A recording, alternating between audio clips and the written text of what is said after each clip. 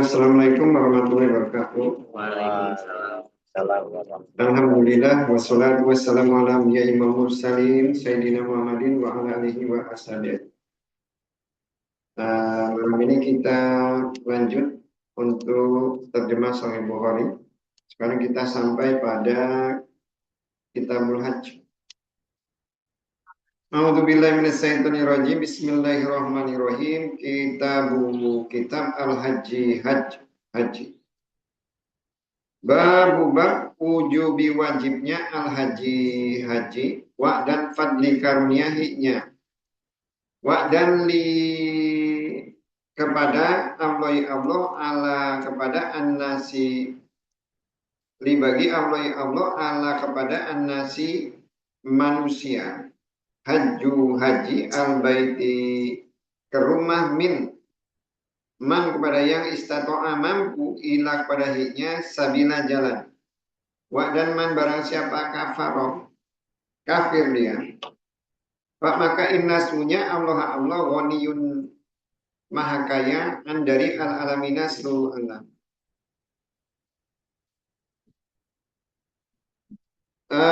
Bab ini bercerita tentang wajibnya haji. Jadi haji itu merupakan salah satu rukun Islam yang diwajibkan oleh Allah itu di tahun ke-9 Hijriah. Tapi Nabi sendiri sebenarnya baru pergi haji itu di tahun ke-10. Ada beberapa alasan kenapa Nabi pergi haji di tahun ke-10. Karena pertama ketika di tahun-tahun sebelum Nabi melaksanakan haji wada itu ada beberapa kabilah Quraisy dan kabilah yang lain yang ketika mereka itu pergi haji itu masih menggunakan aturan-aturan lama. Salah satu aturan-aturan lama di haji itu adalah ada yang dia masih haji itu telanjang. Mereka kan menganggap seperti itu. Telanjang, kenapa telanjang? Karena sebenarnya ibadah haji itu ibadah yang disyariatkan kepada Nabi Ibrahim. Dan itu sampai ujungnya itu ke Quraisy gitu. Lanjut terus, hanya nanti ada perubahan di talbiyah, di mana talbiyahnya menjadi talbiyah syirik. Awalnya sih memang labaik Allahumma labaik, nanti terusannya la syarikala illa syarikan huwalak gitu. Kan tiada sekutu bagimu, tapi kecuali sekutu yang engkau pilih gitu loh. Nah itu talbiyah syirik. Nah itu yang dihilangkan akhirnya talbiyah syirik itu di zaman Nabi setelah datang Islam. Jadi sebenarnya sebelum zaman Islam itu talbiyahnya sama. Labaik Allahumma labaik la syarika lak labaik. Innal hamda wa ni'mata laka malmuk la syarika lak. Itu talbiyah itu mulai zaman Nabi Ibrahim. Karena pertama kali ketika Nabi Ibrahim itu membangun Ka'bah. Ka'bah itu kan awalnya itu kan jadi rumah Allah pertama di muka bumi itu adalah Ka'bah dibangun oleh Nabi Adam. Dibangun oleh Nabi Adam. Kemudian yang berikutnya itu baru Masjidil Aqsa. Nah, hanya ketika setelah zaman Nabi Adam itu ketika terjadi tofan Nabi Nuh itu semua itu hilang semua gitu kan. Kemudian Nabi Ibrahim disuruh bangun. Nah, bangun Ka'bah itu ya memang di tempat awalnya Ka'bah itu ada. Yaitu bangunnya itu ketika Nabi Ismail itu sudah besar ya. Oleh Allah itu diperintahkan untuk membangun Ka'bah. Nah, membangun Ka'bah itu di pondasinya Ka'bah yang lama. Dia bangunnya itu beserta anaknya. Itu memang Nabi Ibrahim itu kan kalau dia disuruh oleh Allah itu dia cepat-cepat. Makanya di hadis itu dikatakan ketika datang perintah sunat itu kan dia disuruh sunat oleh Nabi Ibrahim itu langsung aja dipotong gitu. Jadi kesakitan Nabi Ibrahim itu. Jadi sampai ditanya oleh Allah, kenapa kok kamu itu cepat-cepat gitu kan? Sehingga kamu jadi kesakitan. Maksudnya harusnya kamu nanya dulu supaya nggak nyeri gimana. Kata Nabi Ibrahim itu saya ingin segera melaksanakan perintahmu. perintahmu. Itu saking taatnya Nabi Ibrahim. Makanya dia juga dipilih.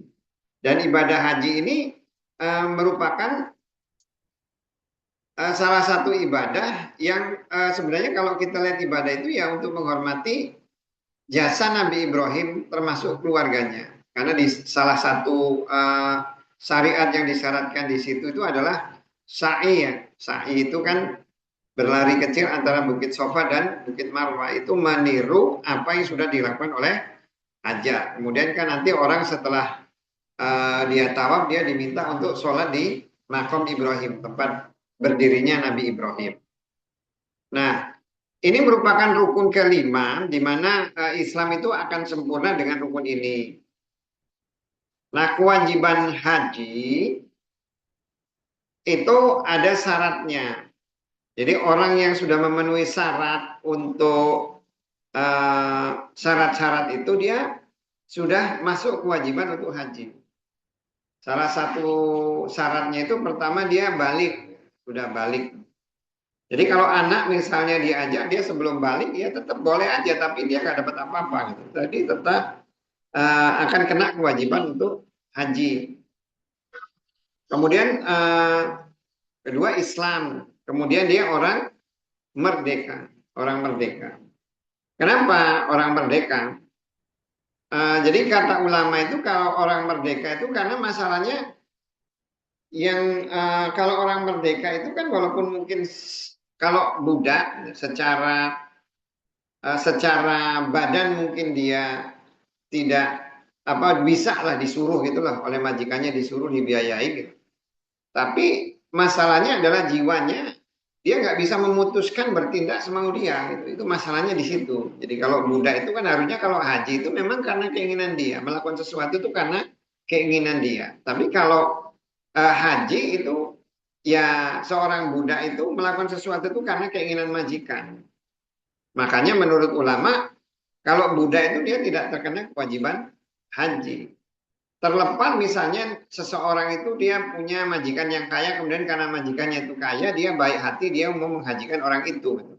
Tapi kan kita bicara tentang kewajiban haji untuk umum. Tidak setiap majikan itu punya keinginan untuk menghajikan budaknya gitu kan ya. Makanya tidak wajib untuk budak. Karena apa? Kalau budak itu nggak bisa semaunya. Kalau kayak kita kan misalnya kita punya harta, kemudian kita mau pergi haji, kita bisa pergi kapan aja. Tapi kalau seorang budak, dia mau melakukan sesuatu harus izin majikannya. Gitu, majikan. Kemudian syarat yang ketiga, itu adalah dia mampu. Mampu dalam hal ini itu yang dimaksud mampu itu ya sebenarnya mampu pergi ke Mekah. Menanggung biaya selama di sana terus balik. Makanya kalau kita lihat masalah mampu ini sebenarnya ya kembali kepada diri sendiri. Kembali kepada diri sendiri, kita ini masuk kategori mampu atau tidak. Karena ada kadang orang, saya belum bisa, apa karena saya belum tahu atau apa. Ya, mampu di sini itu lebih banyak dia kemampu fisik, kemudian dia mampu harta. Kalau dia sudah mampu ya memiliki biaya untuk ke sana, kemudian kondisi tubuhnya itu sehat, maka dia sudah kena kewajiban. Ketika dia tidak melaksanakan kewajiban itu dan dia mampu, nanti akan dituntut di akhirat. Karena kewajiban haji itu sama dengan kewajiban-kewajiban yang lain. Bagaimana kalau umpamanya dia di negara yang tidak mengikuti aturan Islam atau apa? Tapi kalau kita lihat di zaman Nabi itu ya orang Islam itu haji semua. Kebanyakan pergi haji walaupun mereka itu belum semuanya itu di bawah Islam ya, belum di bawah Islam. Karena dulu kan ketika Nabi berkuasa itu kan hanya sebagian wilayah saja sih yang memang tunduk kepada Islam Madinah, kemudian sekitar Madinah. Kalau yang lain-lain itu belum gitu, belum. Hanya pada masa Umar nanti dia berkembang sampai ke Syam kemana-mana. Tapi Islam sendiri sudah menyebar sehingga ada beberapa orang yang dia punya keyakinan seperti itu, dia tetap pergi haji di zaman Nabi walaupun wilayahnya tidak di bawah kekuasaan Islam. Jadi artinya bagi kita yang memang mampu gitu ya, mampu dalam arti kita fisiknya sehat, kemudian kita punya harta yang cukup, ya kita harus berupaya untuk melaksanakan aturan Islam. Yang jadi masalah ini kadang manusia itu ngukur ini kan, ngukur antara ibadah mana yang duluan penting, ibadah atau kebutuhan yang lain gitu kan, masalahnya kan di situ. Ya, misalnya ini mana sih yang lebih duluan antara menyekolahkan anak sama bikin rumah sama apa? Jadi kalau kita sebenarnya kalau kita ngukur-ngukur masalah agama ya tetap harusnya kita takut akhirat ya harusnya kita mikirin dulu yang kewajiban kepada Allah. Karena di ujung ayat ini kan Allah itu ngomong, kamu pun takut pergi haji karena kamu takut miskin gitu kan, karena mau pergi haji kamu butuh anggaran. Allah itu kan ngomong, Fa'inam loha goni, Allah itu kaya, kamu gak usah khawatir. Kalau kamu pergi haji karena nggak pergi haji karena kamu miskin, Allah akan membuat kita kaya. Makanya yang dimaksud di waman kafaro gitu ya, waman kafaro di situ bukan ngomongin orang kafir, tapi orang Islam yang mengingkari dia tidak sebenarnya sudah mampu, dia tidak mampu, tidak mau pergi haji, tidak mau pergi haji. Banyak sekali sebenarnya keutamaan pergi haji, gitu ya, pergi haji dan itu merupakan salah satu syariat Islam. Kan bayangin aja ya kalau umpamanya setiap hari kita pergi masjid, masjid itu rumah Allah, rumah Allah. Jadi bagaimana kalau bisa itu kita datang itu ke rumah Allah yang memang paling dimuliakan oleh Allah dan satu-satunya rumah Allah yang paling dimuliakan oleh Allah dan seluruh makhluk itu adalah Ka'bah. Ka'bah. Jadi makanya dikatakan orang yang pergi haji itu adalah tamu Allah gitu. Karena kita datang ke rumah Allah. Ya harus punya niat ya untuk pergi haji. Punya niat untuk pergi haji. Jangan karena kalau kayak sekarang kan banyak orang kita lihat banyak orang itu apa itu namanya? Ya sudah mapan, sudah nganu tapi melihatnya itu oh saya belum mampu, oh saya belum bisa atau oh saya masih banyak berbuat dosa ya justru itulah kalau masih banyak berbuat dosa justru harus pergi haji karena apa? Karena haji itu merupakan salah satu cara kita menghapus dosa-dosa kita. Jadi diriwayatkan di dalam hadis Ammar bin As itu ketika dia masuk Islam, awal masuk Islam tuh dia satu-satunya orang yang membuat syarat. Jadi Nabi saya mau masuk Islam tapi saya minta syarat. Apa syaratnya? Saya minta Allah mengampuni dosa saya yang sebelum ini, sebelum saya diampuni. Kemudian Allah Nabi mengatakan, wahai apa itu nama Ammar, apakah kamu tidak tahu bahwa Islam itu menghapus dosa-dosa sebelum Islam? Artinya orang kalau dia kafir masuk Islam semua dosanya itu dihapus. Kemudian haji ya, haji mabrur itu menghapus dosa-dosa yang sebelumnya.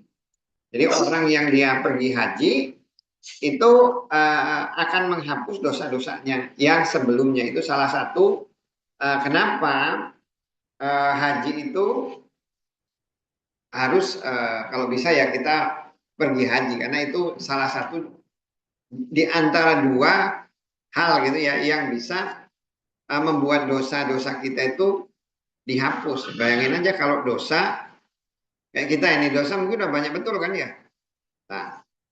Nah itu kalau kita pergi haji itu dihapus oleh Allah itu dosanya. Jadi dihitung dari awal lagi. Yang dosanya itu nggak ada lagi. Dosa yang mana gitu ya. Di sini ada situ nggak disebutkan dosa yang mana. Tapi pokoknya dosa lah. Gitu. Terserah mau dosa besar, dosa kecil pokoknya dosa. Makanya ini dengan kita membaca hadis ini itu mendorong kita itu untuk berniat bersungguh-sungguh melaksanakan haji, melaksanakan ibadah haji. Dan ingat bahwa itu merupakan salah satu kewajiban yang akan dituntut oleh Allah Subhanahu wa taala. Karena gini, ketika kita itu mampu, masalahnya kan mampu ini kan mampu itu jangan mau kita gitu kan ya. Yang repot kan kita merasa tidak mampu tapi Allah ngomong kamu mampu. Kan repot. Tahu-tahu kita enggak, saya belum mampu. Tahu-tahu di akhirat dituntut, kamu udah mampu kok. Kalau kan yang saya perlukan tuh kamu kan fisik sudah punya, gitu kan? Kamu udah memenuhi syarat Islam, kemudian udah balik, kemudian fisik sehat, punya duit. Hanya kamu kan mikirin mau memperluas bisnis, mau yang anu gitu, sehingga kamu duitnya nggak mau pakai ibadah, nggak memikirin saya gitu kan, perintah saya. Ketika kondisi itu sudah ada di kita, ya kita tetap punya kewajiban. Kalau memang kita itu misalnya masih banyak berbuat dosa atau apa, ya justru itu kesempatan kita untuk memperbaiki diri, atau kita melakukan perbaikan diri terus berupaya untuk bisa pergi haji. Harusnya seperti itu.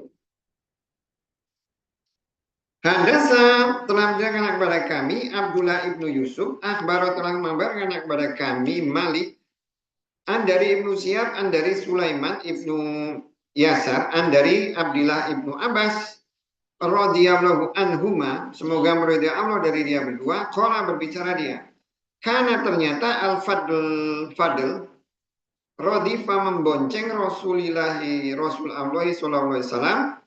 Pak, maka jahat datang imro'atun perempuan min dari Khos'am, Pak, maka ja'ala menjadikan al-fadlu fadl yang dulu melihat dia ilah kepada haknya, dan tanduru melihat dia ilah kepada haknya, dan ja'ala menjadikan Nabi SAW yusrif memalingkan dia wajah kepada wajah fadli ilah kepada siki arah al-akhor yang lain.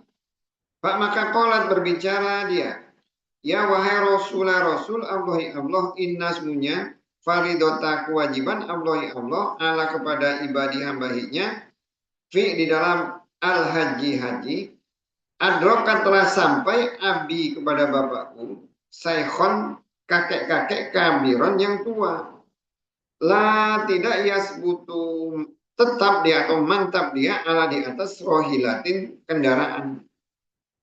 Apakah Pak maka ahuju menghajikan aku andarihunya? Kola, berbicara dia, na'am, iya. Dan zalika itu di hajati hajah haji al-wada, haji wada adi perpisah. Jadi hadis ini bercerita tentang Fudail, salah seorang sahabat Nabi yang dia waktu haji itu dia memboncengi Nabi, kemudian ketemu seorang perempuan. Nah, Fadl ini melihat perempuan itu dan perempuan itu ngeliatin dia, sama-sama ngeliat itu. Karena masalahnya kan Fadl ini kan ganteng. Di hadis itu disebut dia itu orang ini ganteng. Jadi ngeliatin, yang satu ngeliatin. Jadi oleh Nabi, gitu matanya di kepalanya di supaya ngeliat tempat lain. Nah, berdasarkan hadis ini, ulama itu menafsirkan hadis ini dua pendapat. Yang harus kita pahami ya, ketika seseorang itu melakukan ihram, memakai baju ihram atau saat haji, ketika dia sudah memakai baju ihram, perempuan itu salah satu syaratnya itu ya adalah dia wajahnya itu harus kelihatan. Wajahnya itu harus kelihatan. Nah, berdasarkan hadis ini, itulah orang yang berpendapat bahwa mengenakan cadar itu bukan sesuatu yang wajib. Mengenakan cadar itu bukan sesuatu wajib. Yang wajib itu untuk istri Nabi, tapi dia di belakang sitar ya. Jadi ngomongnya itu nggak langsung itu untuk istri Nabi, untuk istri Nabi.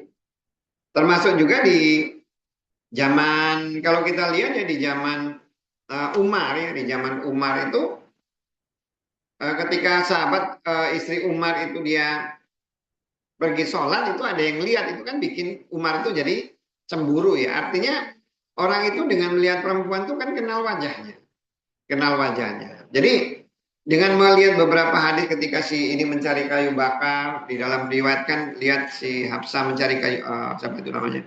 Lupa saya, mencari kayu bakar. Jadi orang kan tahu dari wajahnya, melihat wajahnya. Sehingga sebagian ulama itu menyimpulkan bahwa cadar itu bukan sesuatu yang wajib. Dengan hadis yang sama ini juga ulama juga ada yang menyimpulkan bahwa cadar itu wajib. Makanya kenapa Nabi itu memalingkan. karena dia melihat sesuatu yang haram gitu ya, yang haram. Alasannya seperti itu. Malaikat itu melihat sesuatu yang haram. Tapi kan kalau kita ulang ngomong lagi nih, tapi masalahnya kan kalau itu sesuatu yang haram kan Fudali sahabat Nabi, masa dia nggak ngerti itu sesuatu yang haram gitu. Masa dipelototin, udah tahu sesuatu yang haram itu sahabat Nabi loh gitu kan. Jadi dari satu hadis ini, hadis yang sama, itu orang itu mendasarkan kesimpulan yang berbeda, bertolak belakang. Bertolak belakang. Makanya kan ketika seorang perempuan juga meninggal juga kan dia harus dibuka kan wajahnya ketika dia dimakamkan. Sehingga lo kalau itu aurat kan harusnya ditutup gitu. Saya di situ. Makanya ulama berbeda pendapat tentang menutup wajah. Jumhur ulama sih berpendapat bahwa menutup wajah itu bukan sesuatu yang wajib. Tapi dia jatuhnya itu mandub ya. Mandub itu artinya dia mendekati wajib kalau bisa nutup lebih bagus. Bisa menutup itu lebih bagus. Nah kayak kita ini kan mazhab Syafi'i ya. Mazhab Syafi'i. Indonesia ini mazhab Syafi'i. Tapi sebenarnya Imam Syafi'i sendiri itu berpendapat bahwa cadar itu sendiri wajib. Nah, Imam Syafi'i sendiri menganggap bahwa cadar itu wajib. Yang enggak itu kan Abu Hanifah kan. Abu Hanifah nggak menganggap bahwa cadar itu sesuatu yang wajib. Jadi kadang ketika kita ini mengakui bahwa kita itu mengikuti satu mazhab, kadang begitu dibalik, lah kamu kan mazhab Syafi'i, iya, lah ini kan cadar wajib, mengapa nggak pakai cadar gitu. Nah, kan repot juga. Jadi sebenarnya kalau kita lihat tuh orang itu bermadhab itu apa itu namanya sesuai kepentingan lah. Gitu. Kadang orang bermadhab itu nggak ngerti. Gitu. Berbeda dengan kayak di wilayah seperti Maroko gitu ya. Maroko itu rata-rata Maliki, rata-rata Maliki dan ketika mereka tuh Malik gitu mengikuti Imam Malik itu yang mereka lakukan itu benar-benar kebanyakan tuh apa yang dilakukan oleh Imam Malik. Tapi sebenarnya secara umum itu nggak ada satu orang itu yang benar-benar bermadhab misalnya Maliki terus dia ngambil dari Maliki semua, termasuk juga muridnya Imam Maliki. Karena ada beberapa imam yang imamnya itu madhabnya itu Maliki, tapi dia sendiri menyelisihi madhab dia dalam beberapa hal. Tapi banyaknya dia mengikuti madhab Maliki. Makanya dianggap sebagai oh ini mengikuti madhab Maliki karena banyaknya dia mengikuti madhab Maliki atau madhab Syafi'i. Tapi nggak ada satu orang pun yang dia memang semuanya itu plok gitu. Ngikut Imam Malik semua atau Imam Syafi'i semua. Sebenarnya kan kalau madhab itu kan itu sebenarnya madhab itu kan memudahkan ya, memudahkan kita di dalam memahami agama. Karena dengan kita biar nggak susah payah menyimpulkan apa itu namanya ketika kita membaca hadis itu kan nggak repot gitu nyari ini yang benar itu seperti apa karena udah dicarikan oleh mereka. Nah, ketika kita ketemu ternyata mereka itu berbeda pendapat ya kita harus tahu landasan masing-masing dari madhab itu masing-masing. Mana yang cocok dengan kita, mana yang kita anggap benar. Tapi bisa jadi dalam kondisi-kondisi tertentu kita tidak mengambil dari 4 madhab itu juga bukan sesuatu yang salah. Karena madhab itu kan ketika seseorang itu menyimpulkan satu hadis tentunya dengan melihat kondisi yang ada di sekitarnya, ya, di sekitarnya saat ini. Saat itu tuh seperti apa kondisinya. Tapi kalau umpamanya seperti sekarang ini nanti orang akan berpendapat berbeda gitu. Saya ambil contoh misalnya nih, ketika pertama kali fotokopi itu ditemukan, alat fotokopi itu untuk memperbanyak ditemukan, itu hampir semua ulama itu mengatakan bahwa fotokopi itu haram. Tapi ternyata dengan fotokopi itu yang dulu hadis itu harus ditulis satu-satu, Quran ditulis satu-satu, bayangin kalau Sahih Bukhari ditulis satu-satu kan lama kan ya. Dengan fotokopi cepat ujungnya jadi mazhabnya itu berubah. Berubah dengan situasi dan kondisi yang ada. Jadi melihat seperti itu. Nah, Itu berdasarkan hadis itu ini salah satu kesimpulannya tadi bahwa ada yang berpendapat bahwa eh, perempuan itu pakai cadar itu sesuatu yang wajib, ada juga yang mengatakan justru perempuan itu tidak wajib pakai cadar dengan hadis ini. Kenapa Nabi itu memalingkan? Ya karena menghindari fitnah aja. Kalau itu terus-menerus kan menghindari fitnah. Melihat sekali, padahal kalau sesuatu itu haram, walaupun sekali juga nggak bisa juga kan ya. Kalau haram sekali kan nggak tetap. Kemudian eh, perempuan itu tuh ngomong ke Nabi karena ini ketika dia ngomong bahwa ketika datang kewajiban di sini kan sesungguhnya kewajiban haji sudah sampai kepada bapak saya. Artinya dia sudah memenuhi syarat nih dari sisi agama dia sudah memenuhi syarat, balik sudah, harta sudah. Yang masalah adalah ketika dia tidak udah tua gitu loh. Tapi kan tetap kena kewajiban, gimana gitu. Tetap kena kewajiban. Ya, boleh nggak saya menghajikan? Nah, itulah ada kekhususan untuk ibadah haji dan ibadah haji kemudian ibadah seperti sedekah katanya. Tapi kalau untuk yang wajib khusus untuk haji ini bisa digantikan oleh kalau seseorang itu tidak mampu dengan alasan tertentu. Yang alasan itu biasanya karena fisiknya. Tapi kalau misalnya alasannya malas saja mau, udah daripada saya pergi haji gitu. Terus udah kamu wakilin lah, saya mau jalan-jalan ke Eropa, kamu wakilin saya haji. Nah kayak yang seperti itu nggak boleh.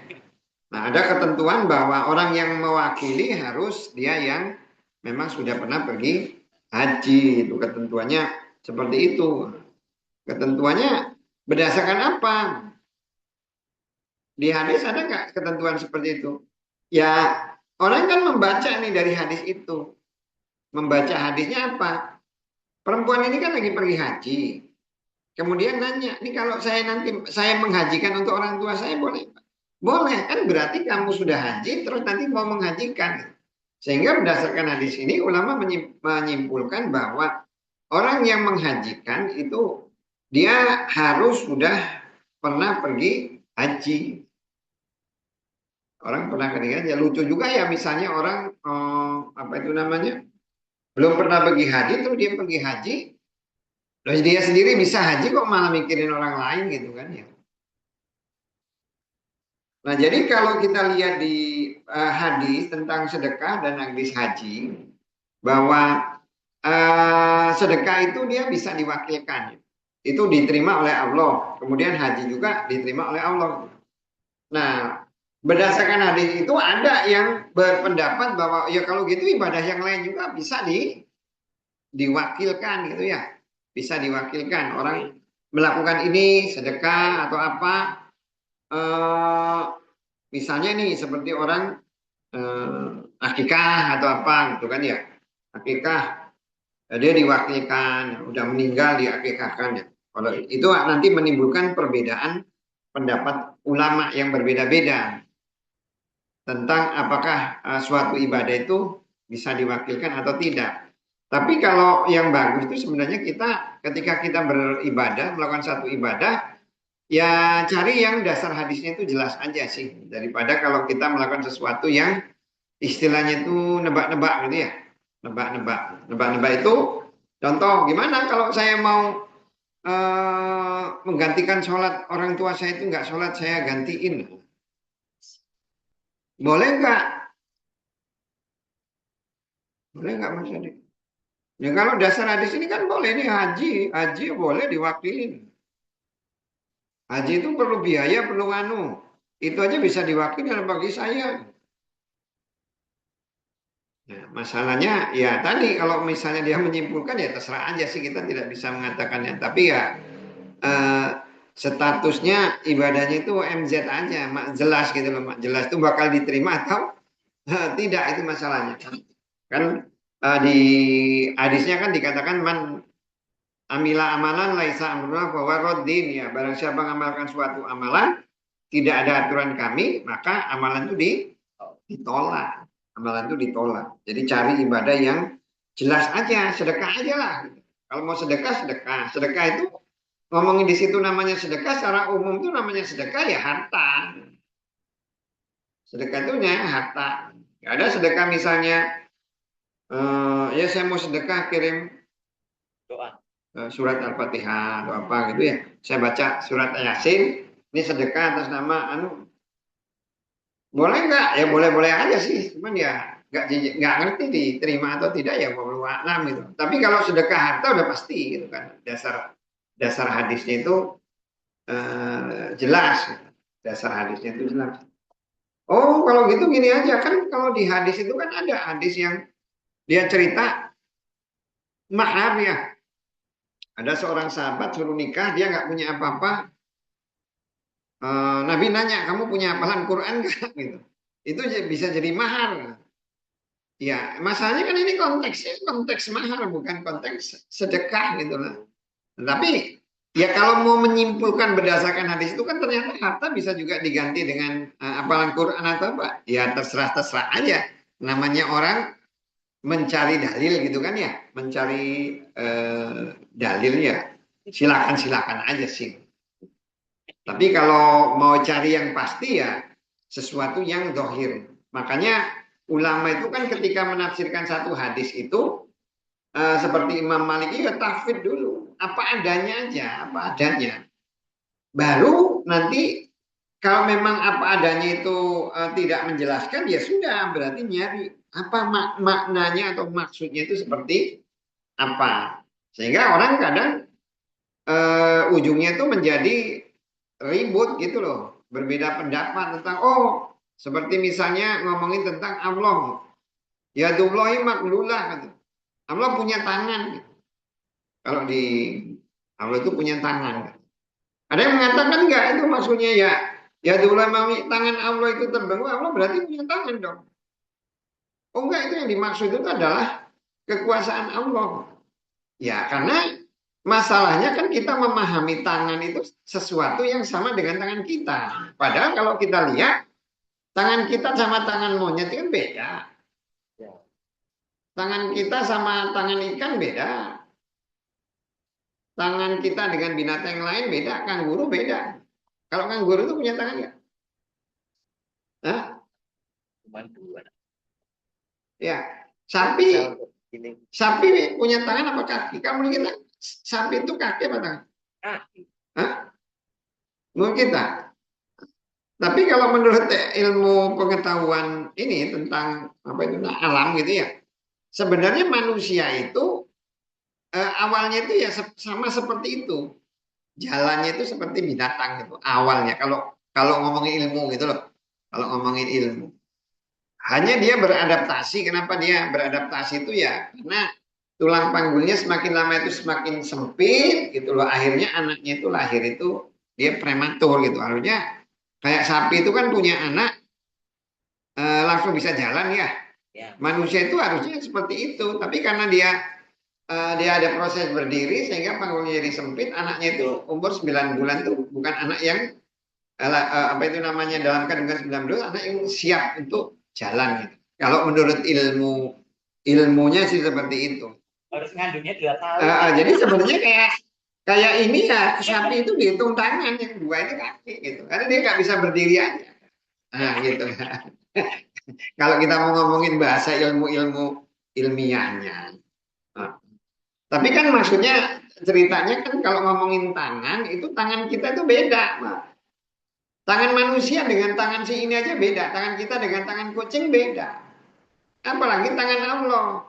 Sehingga jangan sampai kita menyimpulkan bahwa Allah itu tidak punya tangan karena tangannya itu lucu lah kalau Allah punya tangan kayak kita. Kalau tanya kan gitu. Makanya Imam Malik itu ketika ngomongin tentang sifat Allah itu ya Allah punya tangan, punya. Jangan pula dipikir Allah bersemarang di atas aras gitu, di apa itu? Kamu di istananya di atas aras gitu. Kok Allah punya tempat? Lihat kan otak kita itu kalau orang itu bersemayam di atas aras dipikirnya perlu tempat gitu kan. Itu kan yang salah seperti itu. Seakan-akan kita menempatkan Allah itu sama dengan kita. Kalau cara logika aja, Allah bikin manusia untuk nyembah dia. Allah perlu nggak? Enggak. Ya kan di dalam logika kita kan nggak ketemu kayak gitu. Loh ngapain kalau dia nggak perlu kita nyuruh nyembah gitu kan ya? Ngapain dia menciptakan kita? Kalau mau pakai logika gitu loh. Makanya ketika kita memahami Allah, pokoknya Allah menciptakan kita, kita nggak perlu ya sudah gitu aja. Allah perlu tak punya tangan, ya terserah mau tangannya kayak apa, nggak usah dipikirin. Wong kita menjelaskan tangan setiap makhluk aja kita bingung, apalagi menjelaskan tangan Allah kayak mana? Allah sendiri kok yang ngomong. Kalau kita ngomong Allah nggak punya tangan, ya Allah ngomong. Ya Tullahi mabsutotani gitu. Tangan Allah itu apa itu terbentang gitu. Terserah dia mau tangan yang mana tuh. Nanti kita juga bingung Allah itu turun di sepertiga malam gitu kan ya. Sepertiga malam terakhir Allah turun ke bumi. Nanti kita mikir dong, Allah itu kan maha besar, bumi itu kecil. Nah kalau yang segede itu turun ke bumi, lah bingung sendiri kita. Kok yang dia maha besar turun di bumi yang kecil apa nggak remuk gitu kan? Kebanyakan mikir, pokoknya udah kalau Allah ngomong dia turun ya udah nggak usah dipikirin, nggak usah dipikirin. Makanya ulama itu sebenarnya kalau menafsirkan agama itu ya tahfidz aja, tahfidz. Walaupun nanti ada beberapa aturan agama yang harus dicari maknanya gitu ya, dicari kenapa kok yang perintahnya itu seperti itu. Makanya di dalam agama itu ada hukum itu kan ada dengan alasan atau tanpa alasan gitu. Tapi ya dicari dulu kalau misalnya ada hukum yang dia dengan alasan tanpa alasan ya udah dibaca, nggak usah dicari alasannya. Tapi kalau ada aturan-aturan yang dia dibuat itu dengan alasan, ya eh, kita harus paham juga, oh kenapa muncul ada perintah seperti itu.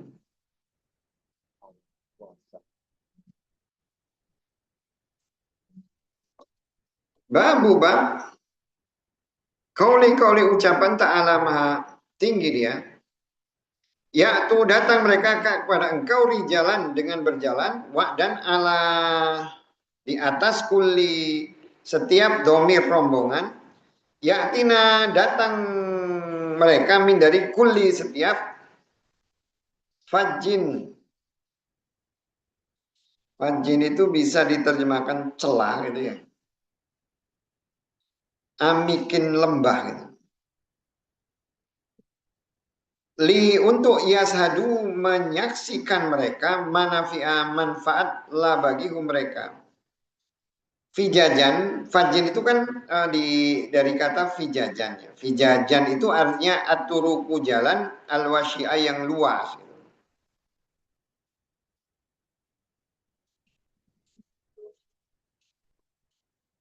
Hadasa telah menceritakan kepada kami Ahmad ibnu Isa.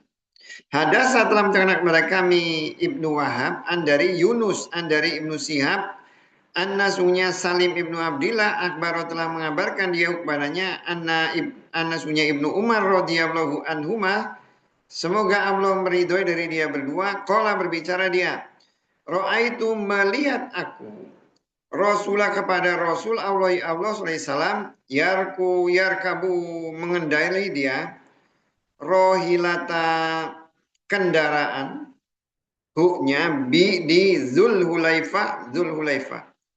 Summa terus yahilla yahilla itu bertalbiyah gitu.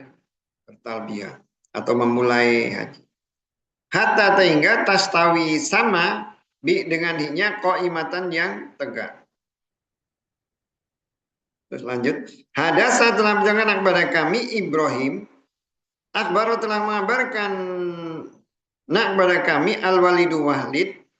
Hadasa telah menceritakan kepada kami Al-Auza'i. Sami'a mendengar dia atau kepada atau yuhadisu menceritakan dia dari Jabir ibnu Abdillah radhiyallahu anhuma, semoga meridhai Allah dari dia berdua, anna sungguhnya ihlal itu saat Nabi itu bertalbiyah mulai haji atau ihram itu ihlal. Mulai ngomong labbaik, Allahumma labbaik itu ilal. Rasul Allah ya Allah sallallahu alaihi wasallam min dari Zulhulaifah hina ketika istawat sama atau maksudnya itu kalau ontanya itu udah berdiri gitu loh. Ontanya itu udah berdiri, posisi berdiri. Bi dengan hiknya rohilatu kendaraan huknya. Rawa meliwatkan huk padanya Anas dan Ibnu Abbas radhiyallahu anhum. Semoga meridai Allah dari mereka.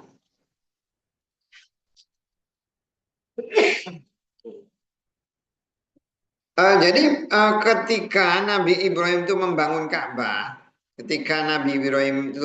Ka'bah, oleh Allah itu dia disuruh menyeru gitu loh, menyeru memanggil manusia agar mereka itu datang untuk melaksanakan ibadah haji. Jadi Nabi Ibrahim itu ngomong, ya Allah gimana suara saya bisa sampai ke mereka?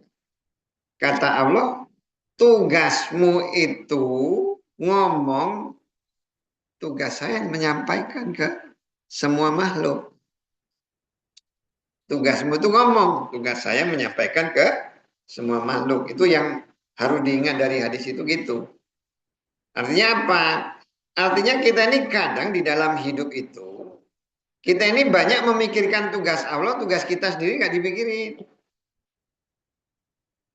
Contoh, kita khawatir ini terhadap masa depan anak, gitu kan ya. Oh saya harus nyariin nanti gimana?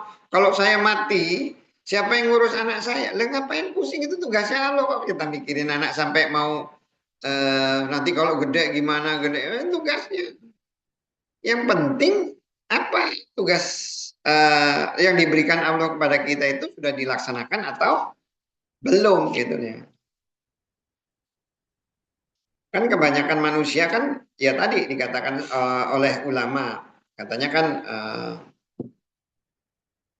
sesungguhnya manusia itu katanya kan dia lebih memikirkan innallah, kalau kata ulama innallaha arada bina sayan gitu. Sesungguhnya Allah itu menghendaki dari kita itu sesuatu. Allah itu ingin menghendaki kita dari sesuatu. Wa arada bina sayan. Dan dia itu menginginkan untuk kita itu sesuatu. Jadi ada yang diinginkan dari kita, ada yang Allah inginkan untuk kita. Dari dan untuk. Wa mambaluna katanya, dan tidak artinya kita yasgoluna. Kita ini disibukkan dengan ma'arodallahu bina. Kita itu lebih sibuk memikirkan apa yang Allah inginkan untuk kita. Wa yakfaluna bima aradahu minna.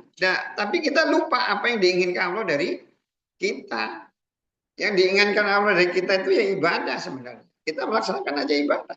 Yang lain-lain udah itu urusannya beres, itu urusan kamu. Masalah rezeki itu ya sudah ditentukan gitu. Kayak sekarang ini kan kita ini kan sibuk.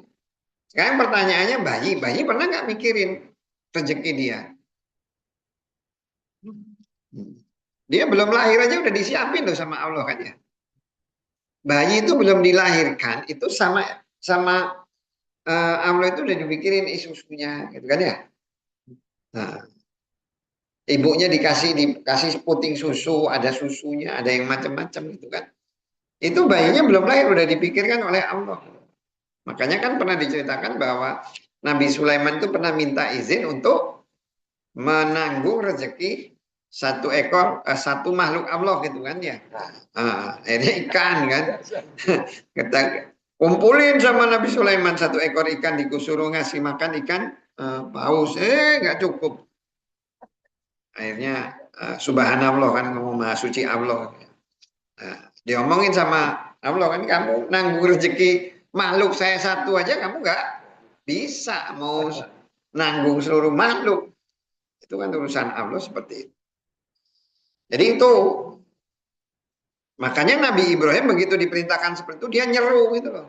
Nyeru memanggil agar orang itu melaksanakan ibadah haji, dan seruan itu sampai ke semua makhluk termasuk juga orang yang ada di makhluk yang ada di dalam rahim. Sehingga terutama orang beriman maka secara otomatis akan ada keinginan untuk melakukan ibadah haji. Kalau orang beriman tuh pasti punya keinginan tuh kangen gitu, pengen melakukan ibadah haji gitu.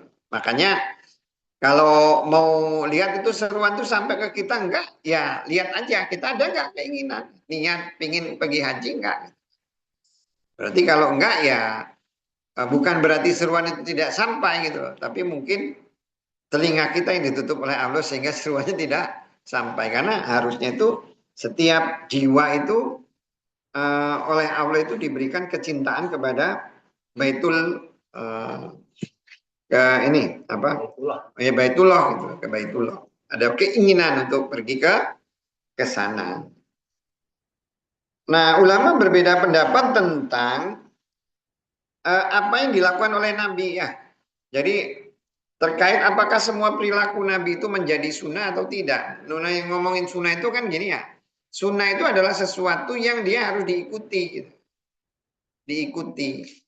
Diikuti itu artinya ya nggak bisa kita misalnya sholat, oh Nabi sholat ngadep Ka'bah, terus kita mau ngadep tempat lain. Itu sunnah itu gitu. Bukan ngomongin sunnah itu kalau ditinggalkan dapat pahala atau bukan gitu. Nah, ulama ada yang berpendapat bahwa tidak semua perilaku Nabi itu menjadi sunnah. Contohnya apa? Contohnya itu adalah di dalam melaksanakan ibadah.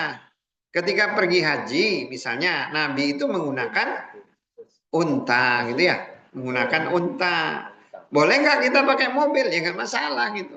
Jadi apakah itu menentang sunnah? Ya sunnahnya itu kan pergi hajinya bukan mengikuti persis seperti apa yang dilakukan oleh Nabi. Sama seperti ketika Nabi itu di masa tuanya itu dia berdiri itu menggunakan tongkat gitu kan. Berdiri itu menggunakan tongkat sehingga kan ada yang masjid itu dia imam sholat khotibnya itu pakai tongkat gitu kan ya. Ya karena dia ngikut hadis yang terakhir waktu itu Nabi pakai tongkat, oh berarti sunahnya pakai tongkat.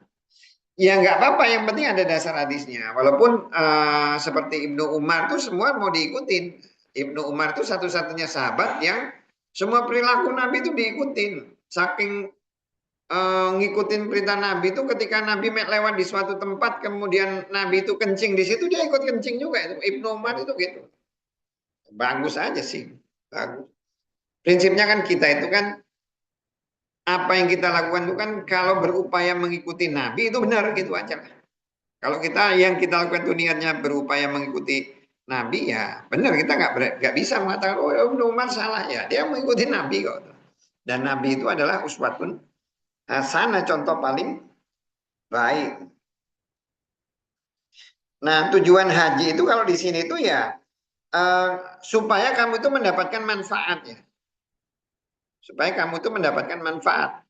Makanya sebenarnya kalau ibadah haji itu di samping kita itu nanti akan dosa-dosa diampuni, gitu. Dosa-dosa diampuni, kita juga akan bisa mendapatkan manfaat karena dengan melakukan ibadah haji itu kita tuh akan punya gambaran seperti itulah nanti kondisi kita itu di hari kiamat itu seperti itu. Kondisi seperti ketika kita nanti di Arafah ya. Di Arafah itu kan nggak ada kita akan dikumpulkan dalam kondisi telanjang. Bayangin aja telanjang belum disunat panas terik. Di haji itu nggak ada yang istimewa. Seperti itulah manusia. Kalau umpamanya sekarang nih Pak Prabowo gitu kan ya pergi haji. Ya karena dikawal aja sebenarnya kalau umpamanya pergi haji masih mau dikawal mau nggak usah pergi haji aja sebenarnya mau ngapain? Minta diistimewakan di depan Allah kan. Nah, gitu kan minta diistimewakan di depan Allah tuh kan. Itu kan ketika sama kan ketika Harun Al-Rasyid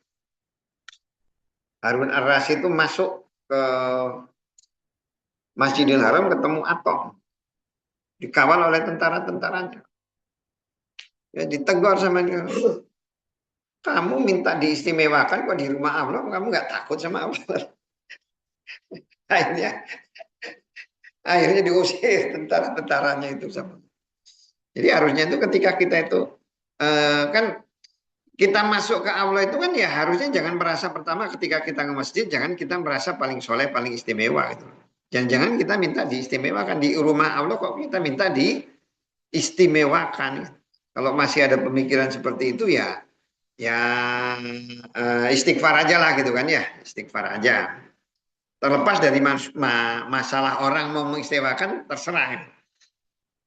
Karena orang kan mungkin karena terbawa situasi atau apa gitu kan. Tapi kalau umpamanya kita sendiri ya biasa-biasa aja lah. Jangan sampai kita minta diistimewakan. Makanya di dalam Islam itu ketika seseorang itu di masjid, boleh nggak anak-anak di saf depan? Boleh. Pokoknya yang di depan itu yang datang duluan. Bukan depan ini untuk pejabat, yang depan ini presiden. Enggak. Pokoknya siapa yang duluan gitu. Makanya kan anak-anak itu boleh nggak di depan? Boleh anak-anak. Di depan yang penting dia datang duluan dan nggak boleh diusir. Nah, Nabi ketika dia melaksanakan ibadah haji, dia berada di Zulhulaifah. Zulhulaifah itu adalah mikotnya penduduk ahli Madinah ya, penduduk Madinah. Nah, kapan sih seseorang itu meniatkan ibadah haji? Jadi orang itu meniatkan ibadah haji itu ya ketika dia mau berangkat. Ketika dia pakai baju ihram, kemudian dia mau jalan.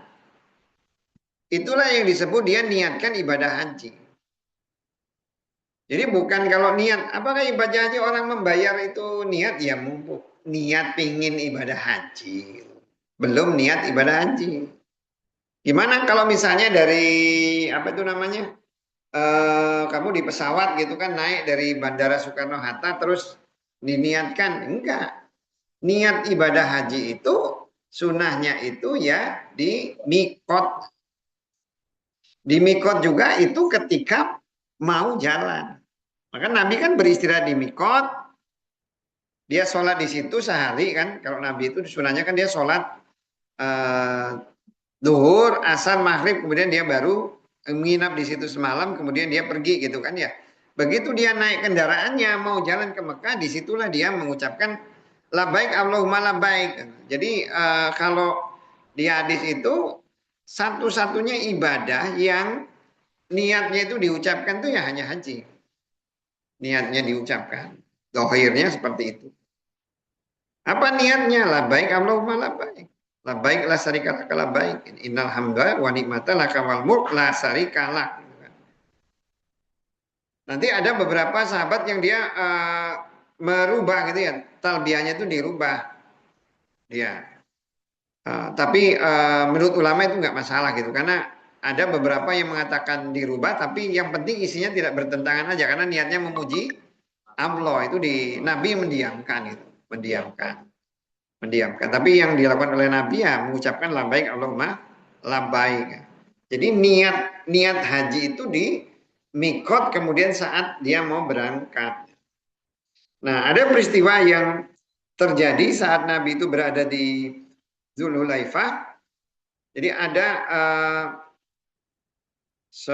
apa itu namanya? Anak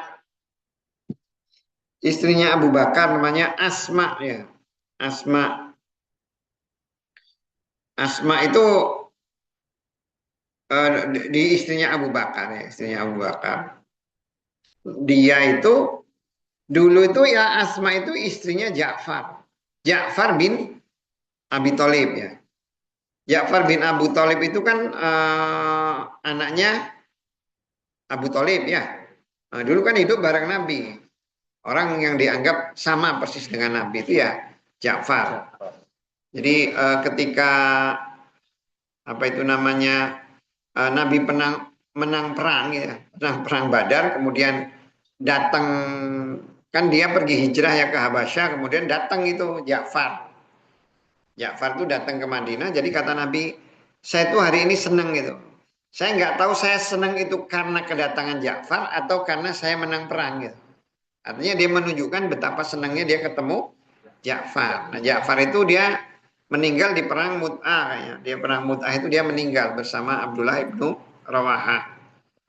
Nah, Asma ini ketika Ja'far itu meninggal, Dia kemudian setelah selesai masa nifas itu dia setelah itu dia dipinang oleh Abu Bakar. Dipinang oleh Abu Bakar. Nanti Abu Bakar kan meninggal, dia dipinang oleh oleh Ali. Ali. Jadi kalau kita lihat ya, kalau orang ngomongin masalah istri 2, 3, 4 gitu ya, itu cerita yang seperti itu beda antara yang terjadi dulu dengan sekarang gitu loh. Kalau dulu itu memang sahabat itu kalau mau nolong saudaranya itu ya dengan cara tadi, dia misalnya sahabatnya istrinya meninggal, ditolong untuk ngurusin anaknya. Kan sebenarnya ngurus anak yatim itu kan lucu sih kalau ada perempuan misalnya punya anak, saya pengen bantu ngurus. Masa setiap hari saya datang ke dia gitu kan lucu kan? Nah jadi omongan orang. Tapi ketika dia saya nikahi misalnya, kan nggak jadi omongan gitu kan. Walaupun mungkin di Indonesia sesuatu yang nggak kan repot. Kalau di Arab nggak ingin bantu nolong ya dinikahi.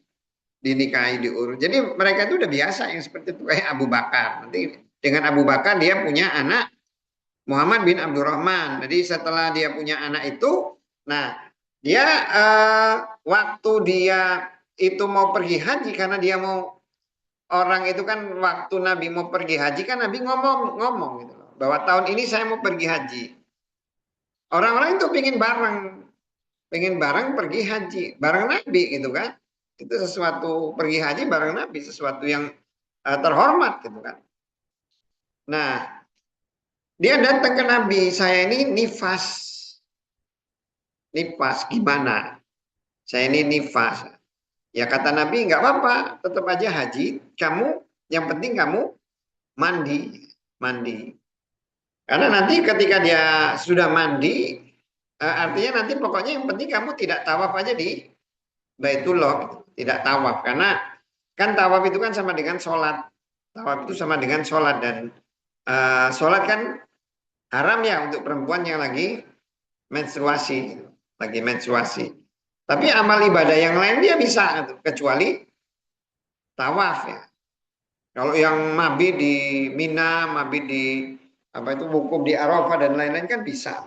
Paling nanti kan dia pas tawaf ifadah aja dia harus nunggu menstruasinya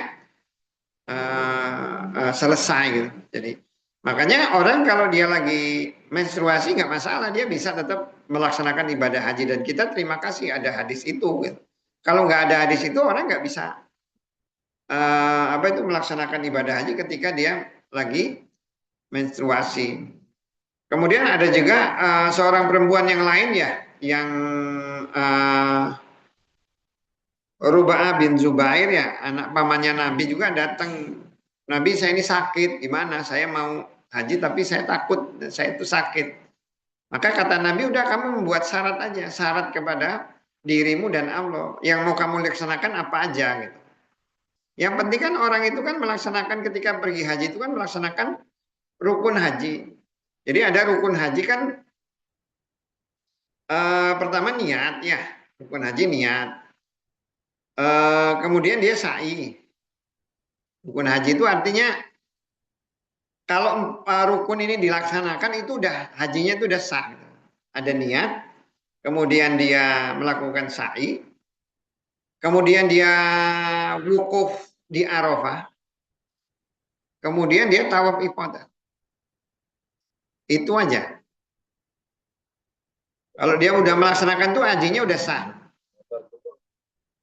Lempar jumrah itu dia masuk wajib ya, wajibnya. Nanti kan maksudnya kalau umpamanya wajib itu dia bisa membayar dam ya, membayar dam seperti tawaf kudum, kemudian dia cukur rambut, kemudian dia korban, lempar jumroh, diam di Mina, mabit di Musdalifah. Yang lain-lain itu ketika dia tidak sanggup melaksanakan itu dia bisa diganti dengan dam, diganti dengan dam korban. Atau kalau dia nggak mampu korban, dia puasa 10 hari gitu. Puasa 10 hari. Itu. Tapi makanya kan haji itu harus ada 3 itu mutlak itu. 3 itu haji. Yang dia harus niat otomatis lah. Sa'i, kemudian wukuf di Arafah, kemudian tawaf qadha. Nah itu yang makanya Ketika seseorang sakit itu sebenarnya dia melaksanakan itu aja, gitu. Melaksanakan itu aja. Kemudian kalau nanti ada ibadah-ibadah ketika dia sakit itu dia nanti tidak terkena kewajiban yang wajib-wajib, dia jadi oh saya nggak akan melaksanakan ini, tapi udah membuat syarat dengan Allah gitu. Karena kalau semua wajib haji itu dia mau melaksanakan, kalau dia sakit ya, dia sakit nih,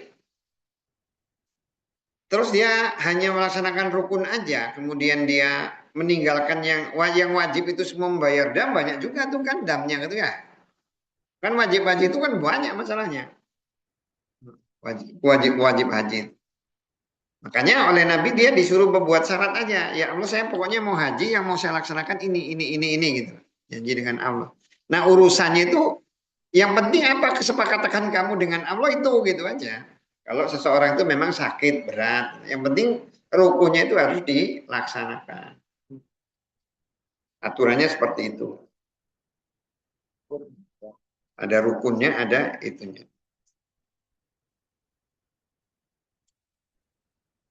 Bab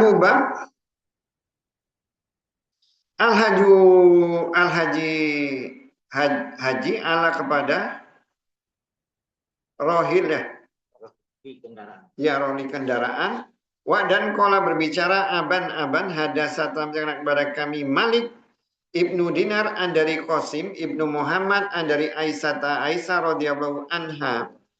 Anna Nabi sallallahu alaihi wasallam ba'asa mengutus dia ma'a beserta huknya akho saudara haknya Abdurrahman Pak maka akmaro menyuruh umroh dia apa menyuruh umroh dia min dari Tanim Pak maka hamalah membawa dia kepadanya ala di atas konabin pelana. Wa dan kola berbicara Umar radhiyallahu anhu suddu memaksakanlah kalian arrihalu perjalanan fi di al haji. Pak maka inna sungguhnya huknya ahadu salah satu jihadain dua jihad.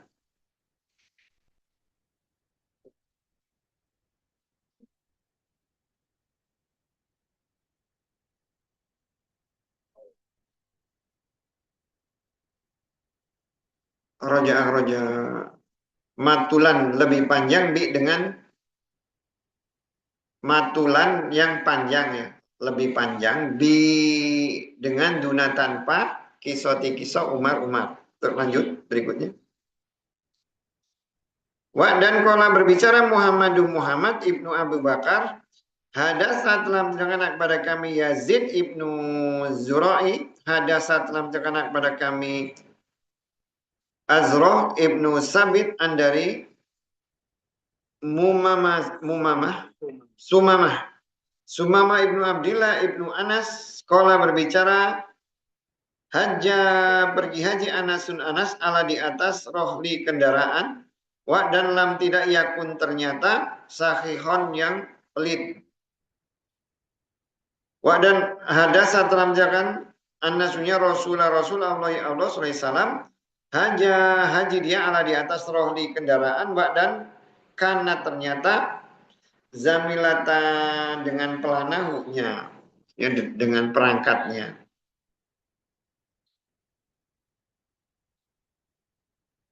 Hadasa telah menceritakan kepada kami Umar ibnu Ali. Hadasa telah menceritakan kepada kami Abu Asim.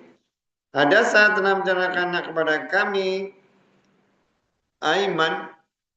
Ya, Aiman ibnu Nabil. Hadasa telah menceritakan kepada kami Al-Qasim ibnu Muhammad dari Aisyah radhiyallahu anha. Annasunya hanya qolat berbicara dia, ya wahai Rasul Allah, iktamartum umroh kalian wa dan lam belum iktamir umroh aku. Maka qola berbicara dia, ya wahai Abdurrahman, idhab pergilah engkau dengan ukti saudara perempuan ke engkau. Maka ikmir umrohlah engkau mengumrohkan kau hak padanya min dari tan'im. Fa maka koba memboncengkan dia kepadanya ala di atas nakhotin kur unta. Fa maka iktamarot umroh dia.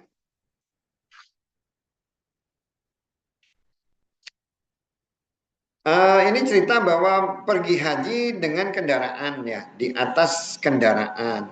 Judulnya itu, babnya itu pergi haji di atas kendaraan. Hadis ini tuh bukan sebenarnya menunjukkan bahwa ketika seseorang pergi haji itu dia harus naik kendaraan ya. Tergantung dari tujuannya ya. Dari tujuannya, dari kondisinya itu seperti apa. Jadi kalau memang dia bisa berkendaraan, ya berkendaraan. Kalau dia memang mampunya jalan kaki, jalan kaki. Nah, Nabi itu ketika dia pergi haji, suatu saat itu dia ada melihat seorang kakek-kakek jalan gitu loh, jalan kaki. Padahal ada kendaraan. Kemudian kata kata Nabi, bukan seperti ini agama, kata. Bukan seperti ini agama. Maksudnya kamu kan punya kendaraan, kenapa kok kamu nggak naikin?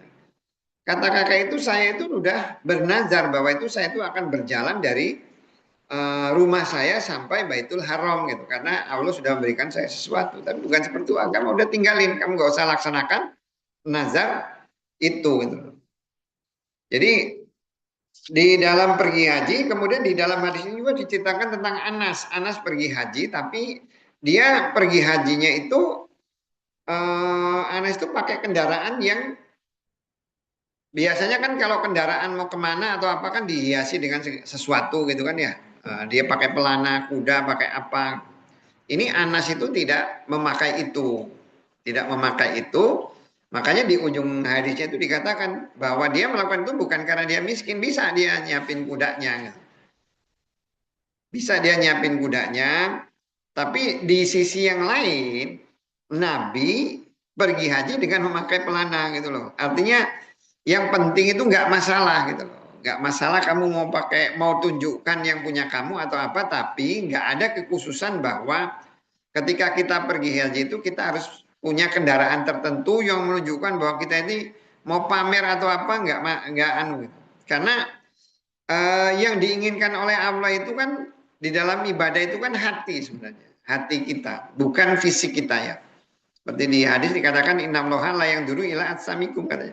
Sesungguhnya Allah itu tidak akan melihat kepada jasad kalian, wala ila libasikum, tidak juga kepada pakaian kalian, walakin yang dulu ila qulubikum, yang dilihat oleh Allah itu kan hati. Makanya di hadis ini dikatakan Allah itu di atas kendaraan bebas, nggak ada kekhususan bahwa kendaraan itu harus dihiasi atau tidak. Kemudian di hadis ini juga dikatakan bahwa kan di hadis lain itu ceritakan ketika Nabi itu mau pergi haji, lagi pergi haji itu tiba-tiba apa itu namanya, Aisyah itu menstruasi, sehingga dia tidak bisa melaksanakan, terpaksa beberapa hal itu ditunda itu loh, termasuk ketika Nabi umroh dia nggak bisa ngikut. Ujungnya apa? Ujungnya ketika Nabi itu udah selesai melaksanakan umroh, kan kalau haji, Nabi itu kan hajinya itu kan haji baru umroh gitu kan ya. Hajinya itu haji kiron gitu ya. Haji kiron itu kan, haji itu kan ada 3 kan, haji tamattu. Tamattu itu umroh dulu baru haji. Kemudian kalau kiron itu haji dulu baru umroh. Kemudian ada haji ifrat itu sendiri, haji ajang. Nah, Nabi itu haji kiron gitu, setelah dia selesai haji dia umroh. Nah, waktu itu Aisyah lagi menstruasi sehingga dia tidak bisa ikut. Nah, ketika mau pulang ngadu dia, saya ini belum umroh. Kalian sudah semua umroh. Akhirnya dia menyuruh kepada Muhammad bin Abu Bakar. Muhammad bin Abu Bakar kan berarti kakaknya ya, kakak apa? Beda ibu, kakak tapi beda ibu. Suruh nemenin. Di sini Abdurrahman ya Pak. Kalau Abdurrahman, yang disuruh adalah Abdurrahman. Abdurrahman itu satu ibu ya, Asma. Satu ibu ya. nyuruh untuk umroh. Yang jadi catatan di sini adalah bahwa ketika mau umroh, Nabi itu menyuruh Abdurrahman itu membawa Aisyah itu ke Tanim. Tanim itu di luar Mekah. Di luar Mekah. Jadi kan kita tahu bahwa di dalam haji itu kan ada mikot-mikot gitu ya. Mikot-mikot itu adalah pintu-pintu kedatangan ketika seseorang itu mau masuk pergi haji. Nah, bagaimana penduduk Mekah? Penduduk Mekah itu di awal-awal mereka tuh nggak mau, pokoknya kami ya namanya penduduk Mekah, ngapain kami mau ke Ka'bah terus kami itu memang rumahnya samping Ka'bah terus keluar dulu. Oleh Nabi nggak, aturan Allah pokoknya untuk penduduk Mekah kalau mau pergi haji harus keluar Mekah. Cari kota yang penting keluar aja di tempat-tempat yang keluarganya ada. Dia keluar terus masuk lagi. Karena Nabi itu tidak ingin memberikan kekhususan. Allah juga tidak ingin memberikan kekhususan. Coba kalau aturan agama misal, oh yang lain itu harus lewat mikot gitu kan ya. Terus penduduk Mekah enak penduduk Mekah dong. Haji tinggal di situ aja kan nggak perlu kan. Aturan haji nggak seperti itu. Orang itu harus keluar. Nah aslinya kan Aisyah itu kan bapaknya kan orang Mekah kan ya. Orang Mekah. Jadi ketika dia atau ketika walaupun bapaknya bukan orang Mekah, ketika kita itu mau umroh tetap kita udah posisi kan di Mekah ya ketika haji ya. Ketika kita haji posisi di Mekah. Kalau mau umroh tetap harus keluar dulu dari Mekah. Kan bedanya haji sama umroh itu kan hanya beda Arafah kan ya.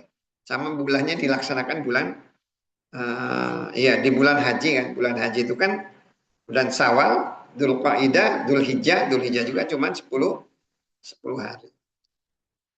Makanya dia disuruh keluar. Pokoknya kalau penduduk Mekah dia harus keluar dulu ke daerah sekitarnya. Ya kalau yang terdekat itu di Tanim, baru dia masuk lagi ke Mekah.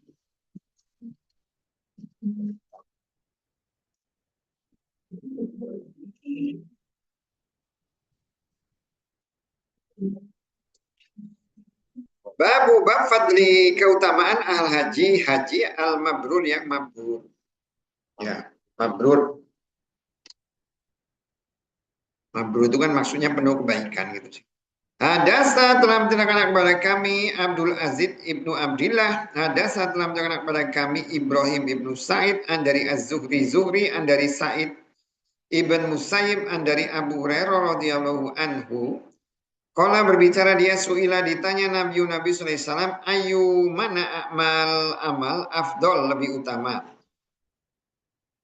Oh ya tadi dikatakan bahwa di hadis tadi disebutkan bahwa Umar mengatakan memaksakanlah diri untuk pergi haji karena haji itu salah satu dari 2 jihad.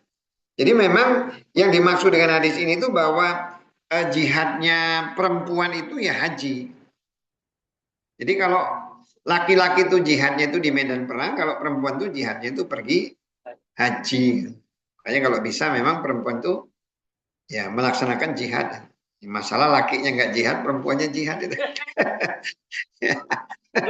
Masalahnya di situ. Perempuannya jihad. Jihadnya kita ini di YouTube lihat perang doang. Lihat perang, emosi, ingin nodok Israel, ingin nodok anak. Cuman itu aja gitu jihad. Memang lebih hebat laki-laki perempuan lah ya, makanya lebih untung perempuan ya. Udah bisa jihad ya.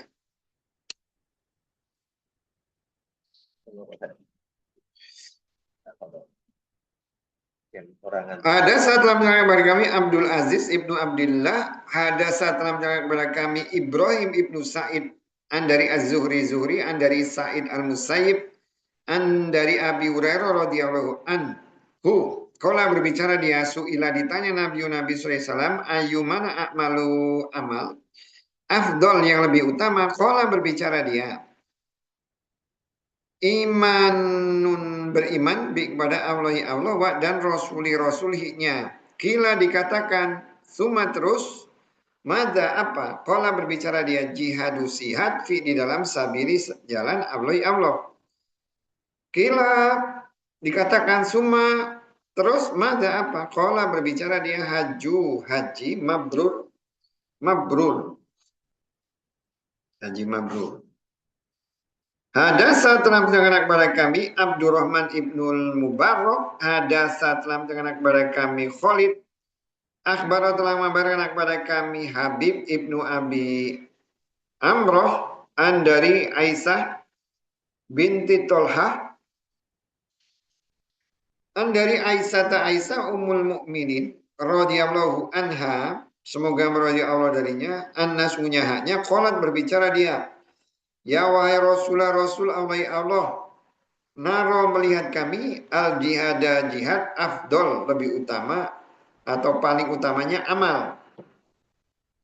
Apakah pamakala tidak nujahid berjihad kami?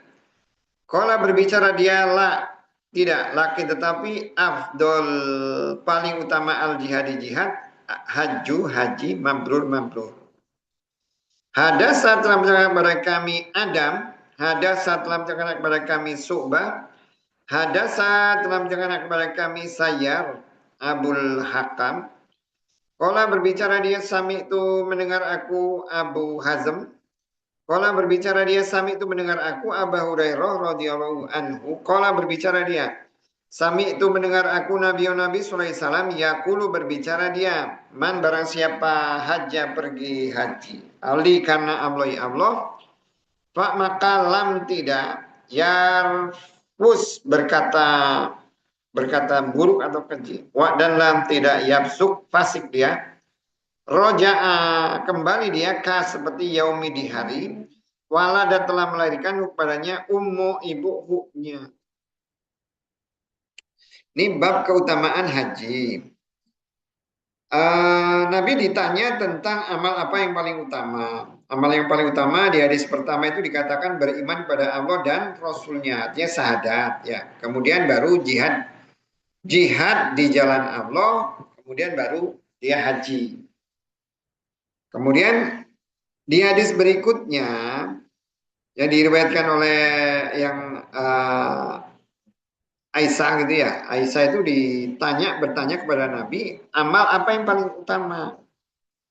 Kami mau mengetahui pokoknya amal yang paling utama jihad. Ya udah kami jihad aja. Kata Nabi enggak, amal yang paling utama itu haji mabrur. Itulah pentingnya ketika kita itu membaca hadis itu makanya paling bagus itu harus ada perawinya. Kalau kita ngutip hadis itu cuma isi hadisnya, terus kita membaca ini, ditanya amal apa yang paling utama? Apakah jihad? Enggak, yang paling utama adalah haji mabrur. Enggak lihat yang nanya perempuan. Yang nanya perempuan, Aisyah. Jadi ini konteksnya itu konteks ngomong kepada perempuan. Makanya kadang ketika kita membaca hadis juga nggak bisa kita asal ngambil hadis gitu loh. Ambil hadis itu sama seperti Quran gitu kan ya. Ambil Quran, ambil potongannya aja, tanpa melihat itu asbabun nuzulnya atau siapa perawinya. Walaupun itu ya boleh-boleh aja, tapi itu nanti akan menimbulkan salah di dalam menafsirkan maknanya itu apa. Nah, secara umum hadis-hadis ini tuh menunjukkan keutamaan ibadah haji, walaupun tetap ibadah haji itu masih kalah dengan jihad di jalan Allah gitu. Karena kalau jihad di jalan Allah itu kan memang benar-benar mengorbankan harta dan nyawa, memang hilang gitu loh. Tapi kalau haji kan yang hilang secara umum hartanya, kan nyawanya masih sisa gitu. Apalagi ketika orang pergi haji itu kan kewajibannya itu nggak semua hartanya sebenarnya, nggak semua hartanya, masih ada pegangan bahasanya. Tapi kalau jihad itu ya mengorbankan harta dan juga mengorbankan nyawa. Nah, jihadnya dulu sama jihadnya sekarang juga akan berbeda. Gitu ya. Kalau dulu sahabat tuh namanya berjihad, itu perang itu mereka modal sendiri.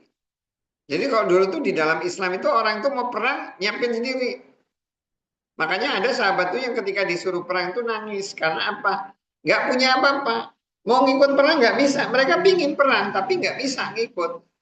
Karena apa? Yang lain pakai kuda, punya ontak, dia nggak punya apa-apa. Nanti kalau dia ngikut malah nyusahin gitu kan ya. Malah nyusahin. Berbeda dengan perang sekarang, semuanya udah disiapin dan makanya pembagian kalau kita lihat pembagian harta rampasan atau aturan agama itu ada beberapa itu yang dirubah oleh Umar gitu loh. Dirubah oleh Umar. Contohnya apa? Ya contohnya untuk pembagian harta rampasan perang. Kalau dulu kan cerita tentang harta rampasan perang itu, ini orang berkuda sama orang yang dia jalan kaki beda kan bagiannya. Tapi kalau di zaman Umar tuh masalahnya apa itu namanya pedangnya, tombaknya itu dari punya negara. Terus ininya juga punya negara juga. Semuanya punya negara. Ketika semuanya itu punya negara, nanti yang dapatnya beda. Makanya itu kenapa di Quran di hadis itu kita itu disuruh ngikutin sunnah Nabi dan sunnah Khulafaur Rasyidin. Kenapa? Karena ada beberapa hal itu tidak dilakukan Nabi, tapi dilakukan oleh Umar ya, dilakukan oleh Umar. Seperti Umar membentuk Dewan Syuro, Nabi nggak ada Dewan Syuro gitu kan ya. Umar ada, karena Umar tuh melihat nggak bisa. Walaupun dia seorang ulama, Umar melihat bahwa seorang pemimpin itu tidak bisa menjadi ulama, walaupun dia sendiri ulama. Dia punya Dewan Syuro sendiri, Dewan Anu sendiri.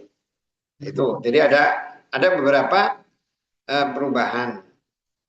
Termasuk juga setiap khalifah itu ya beda-beda itu, beda-beda. Makanya kenapa Ali itu ketika dia mau ditunjuk jadi khalifah itu dia menolak itu untuk menggantikan Umar.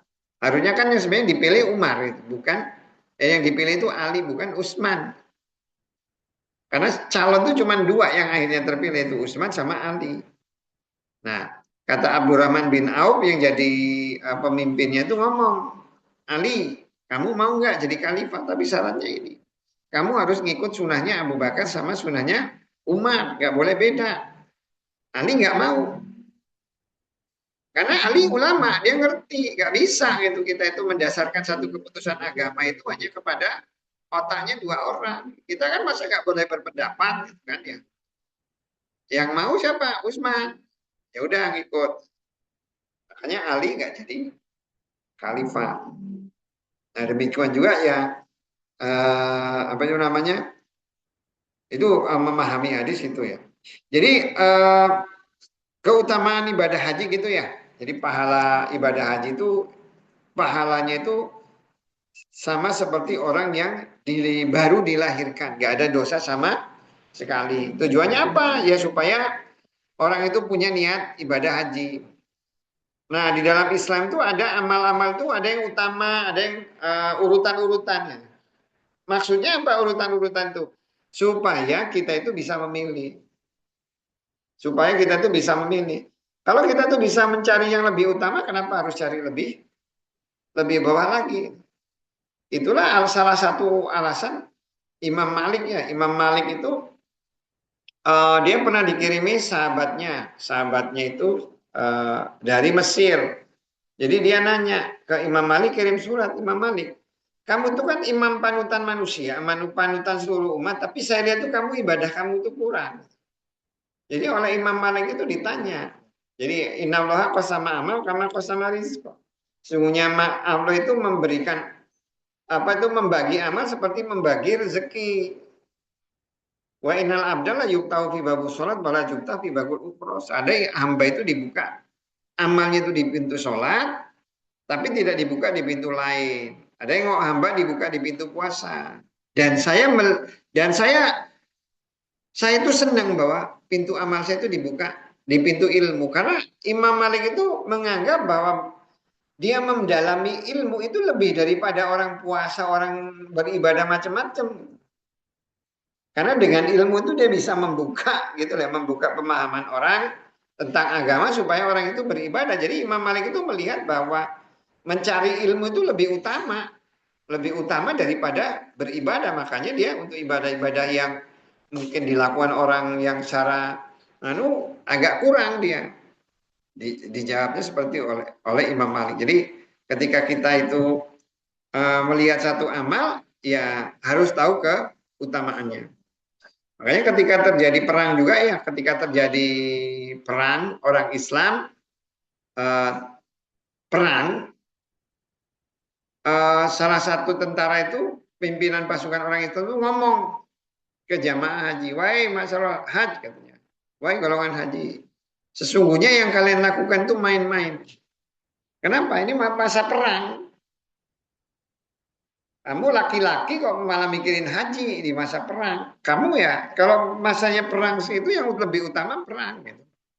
Jadi itulah pentingnya kita harus tahu amal-amal yang utama. Supaya apa? Ya supaya kita beramal sedikit tapi pahalanya banyak gitu kan ya. Daripada kita beramal banyak tapi pahalanya sedikit. Kan derajat manusia di surga itu kan ditentukan berdasarkan amal. Kalau masuk surganya itu karena rahmat Allah. Tapi derajatnya itu tergantung dari kebaikan amal kita. Bab fardi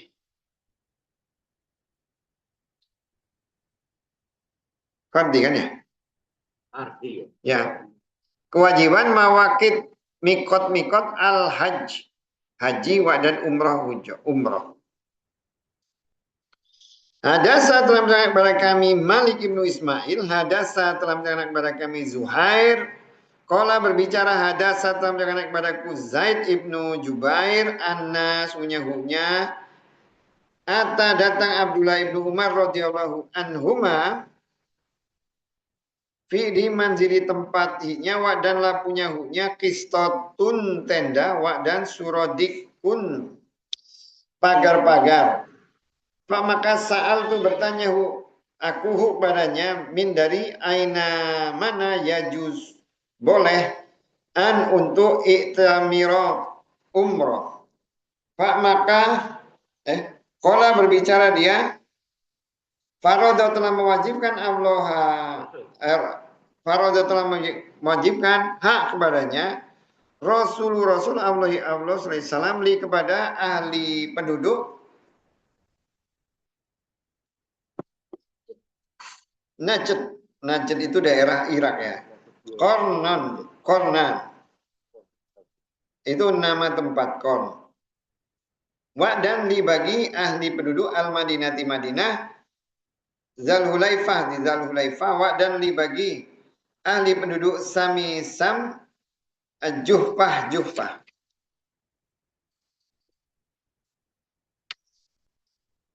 Mikot itu batas itu sebenarnya. Mitos itu kan batas atau hukum ya, batas-batas gitu. Jadi mikot itu ada dua kalau menurut ulama itu dibagi menjadi mikot zamani. Mikot itu kan batas atau ketentuan kapan seseorang itu haji. Kalau mikot zaman itu terkait dengan waktu. Jadi waktu haji itu adalah di bulan-bulan haji. Bulan haji itu ya bulan Syawal, Zulqaidah, Dzulhijjah. Jadi nggak bisa misalnya kita mau pergi haji bulan Rajab gitu nggak bisa. Pergi haji itu ya bulan itu, Syawal. Kemudian Dzulqaidah, Dzulhijjah itu bulan haji. Kalau yang selain itu bukan mau pergi haji bukan di bulan itu. Walaupun mungkin kalau mau jalan kaki ya boleh, tapi dihitungnya orang ibadah haji itu ya itu bulan haji itu. Mau renang nanti lewat Selat Hormuz. Terus ada mikot makania, mikot tempat. Jadi kalau menurut ulama kan kalau Mekah Baitullah, Ka'bah sendiri itu di dalam wilayah sekitarnya itu disebut sebagai wilayah haram. Wilayah haram itu yang disucikan. Jadi kalau Ka'bah itu haramnya itu adalah wilayah sekitarnya. Kemudian Baitullah sendiri wilayah haramnya itu adalah daerah Mekah. Nah haramnya Mekah itu ya mikotnya itu. Kan dikelilingi kan mikotnya itu Dzulhulaifah, kemudian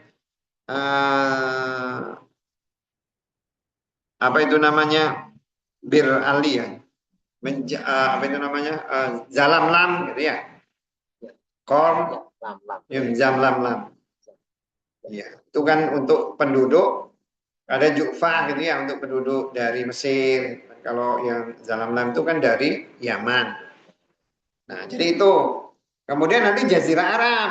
Jazirah Arab itu wilayah yang disucikan. Makanya di dalam hadis itu dikatakan bahwa tidak boleh ada dua agama di Jazirah Arab. Itu kata Nabi, tidak boleh ada dua.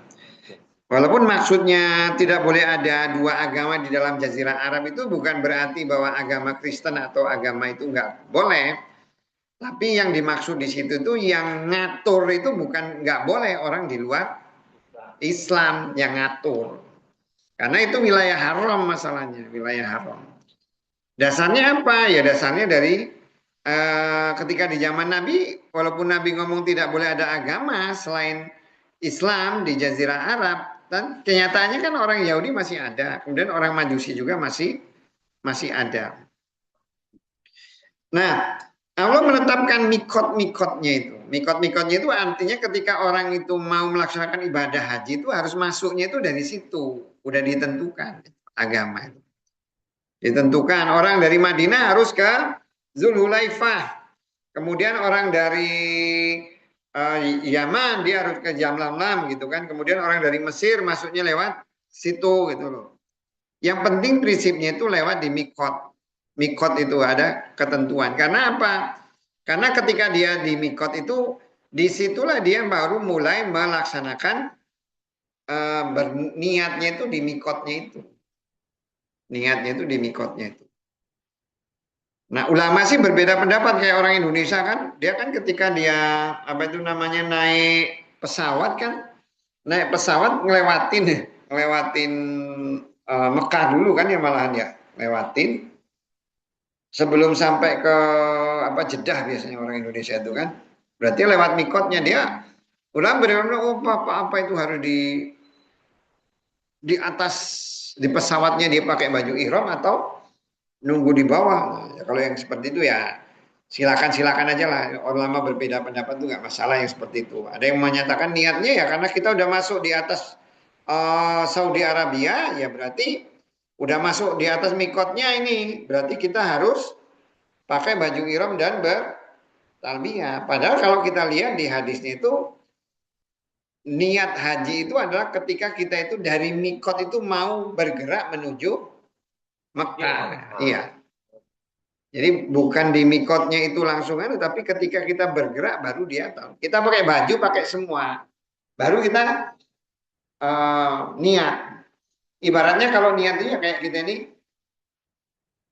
sholat gitu kan ya. Kita mau sholat kan pakai baju semuanya lengkap. Baru Allahu Akbar gitu kan ya. Allahu Akbar itu kan tanda kita mau mulai sholat. Nah justru itu di mikot itu kita menyiapkan semuanya. Baru ketika kita berangkat dari mikot itu mau ke menuju Mekah itulah sebenarnya disamakan dengan disamakan dengan talbiyah atau takbir saat kita mau awal sholat. Nah, mikot itu sudah ditetapkan oleh Nabi. Jadi ini merupakan salah satu sunnah. Jadi nggak bisa misalnya orang mau pergi haji, udah karena ada bandara di Mekah gitu, udah langsung aja ke situ Mekah, nggak bisa. Atau bikin baru lagi ya nggak bisa. Cari ngapain lah? Kayak misalnya ya, karena ini kaitannya bukan masalah jarak ya. Karena kalau kita lihat di mikot itu, mikot kayak Zulhulaifah kan mikot itu ada yang jarak terdekat, ada yang jarak pertengahan, ada yang jarak jauh. Yang paling jauh itu justru Zulhulaifah. Zulhulaifah itu jaraknya itu sekitar 450 kilo. 400 kiloan ya, 400 kilo, 450 kilo. Udah antar provinsi lah ya. 400 kilo dari Zulhulaifah itu ke Madinah, ke Mekah. Kalau ke Krui itu saya udah hitung itu ke Krui itu 240. Bengkulu lah. Dari Bengkulu. Dari mana itu lah? Dari mana? Jauh tuh. Jauh. Kalau dari Jufah itu dia cuma 100 kilo. Kemudian kalau yang dari lain-lain kan paling cuma 50, 60 gitu. Yang lain-lain. Jadi yang terjauh itu. Jadi kalau kita lihat masalah mikot ini bukan masalah jauhnya atau masalah dekatnya, itu udah ketentuannya seperti itu. Kalau kamu datang dari sini udah diatur oleh Nabi, dan hebatnya Nabi itu ya, agama Islam itu mikot ini udah diatur, padahal waktu itu tuh Islam itu belum menguasai yang lain. Kayak Yaman itu kan belum di bawah Islam. Terus kayak Mesir itu masih belum di bawah Islam, Irak belum di bawah Islam semuanya. Seakan-akan Nabi tahu bahwa wilayah-wilayah itu nanti akan ditaklukkan oleh Islam. Ini udah dikasih tahu oleh Allah gitu ya. Udah dikasih tahu oleh Allah bahwa nanti ya semuanya akan takluk sama Islam, ditentukan tempat-tempatnya.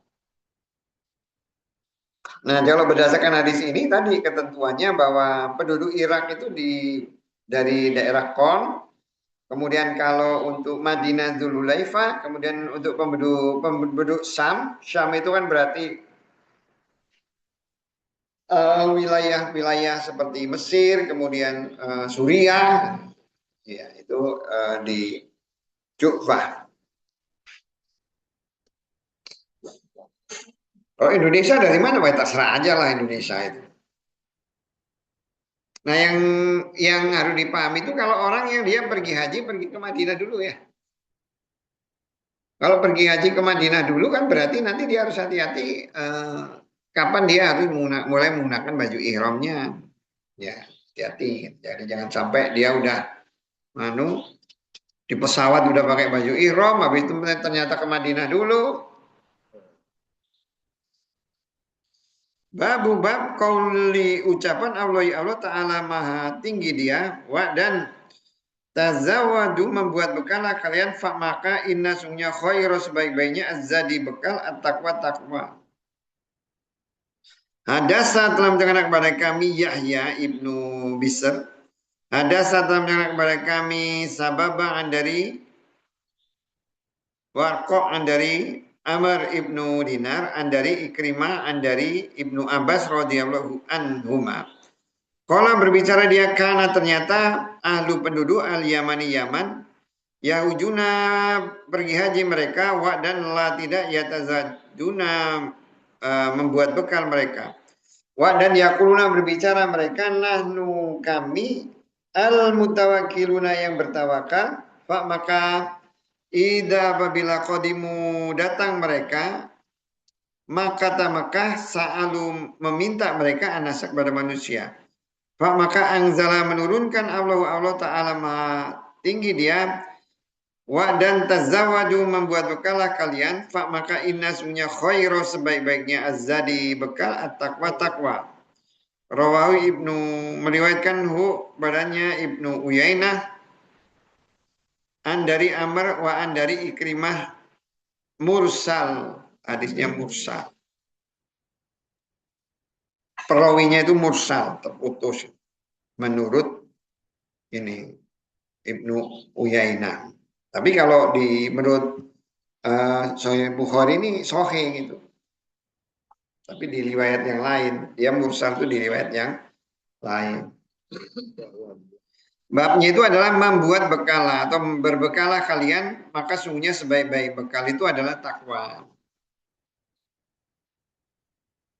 Di sini diceritakan bahwa penduduk Yaman ketika pergi haji, mereka itu tidak membawa bekal.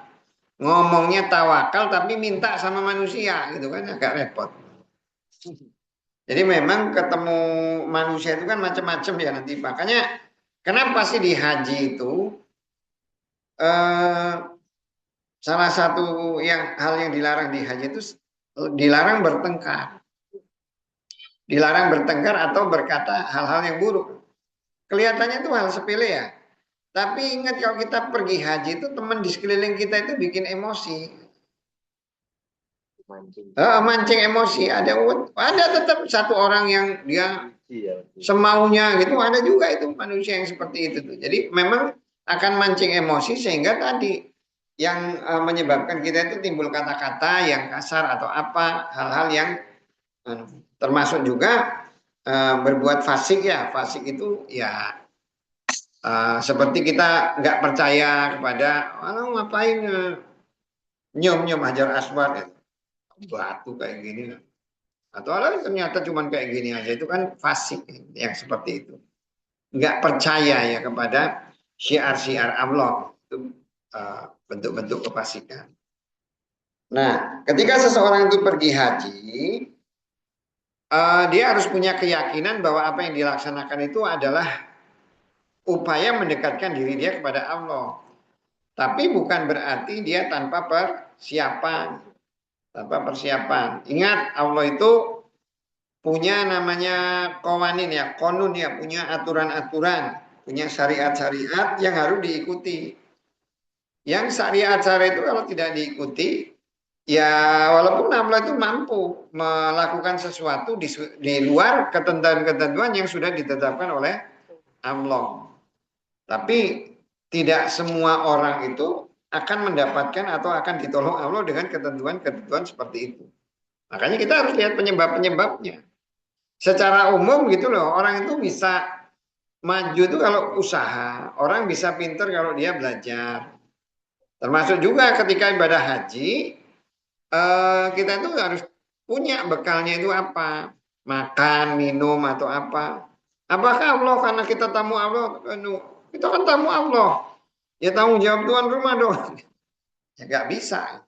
Ya apa itu namanya? Harus kita membuat bekal bahwa walaupun pamannya kita itu bawa bekal pun kalau memang Allah itu tidak akan berniat memberi rezeki ya akan hilang juga bekalnya. Yang harus kita yakini seperti itu. Yang penting kita sudah ada upaya ya. Bertawakal itu bukan seperti yang disebut tawakal itu kalau di dalam hadis lain itu seperti contohnya orang yang dia mau ke suatu tempat kemudian dia bawa kendaraannya itu diikatkan. Nah kalau apa itu ontanya itu hilang atau apa dia udah bertawakal. Jadi ada upaya dia mengikatkan supaya ontanya itu nggak kabur. Tapi kalau onta dilepas gitu aja terus dia tawakal lah terserah ontanya. Habis itu ontanya kabur ya itu bukan tawakal. Jadi tawakal itu harus dibuktikan dengan usaha. Di dalam hadis lain juga dikatakan ya bertawakallah kalian itu seperti bertawakalnya seekor burung. Seekor burung dia berangkat di pagi hari pulang dengan perut kosong, pulang sore hari dengan perut penuh. Tapi dia ada usaha. Ada usaha. Kalau umpamanya tawakal burung, kalau dia mau bertawakal ya tinggal nunggu aja di rumah kan. Gak usah ada usaha. Burung tunggu aja di sarangnya. Mau dikasih makan gak sama Allah gak gitu kan ya.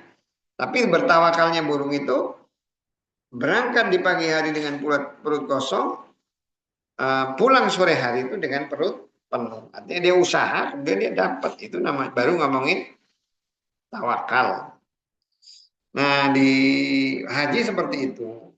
Tapi tetap memang yang utama itu di dalam haji itu kata Allah itu berbekalan dengan ketakwaan. Karena secara hadis yang umum tadi, sesungguhnya Allah itu tidak melihat kepada rupa kalian, tidak melihat kepada pakaian kalian, wajah kalian, dan yang dilihat adalah ketakwaan.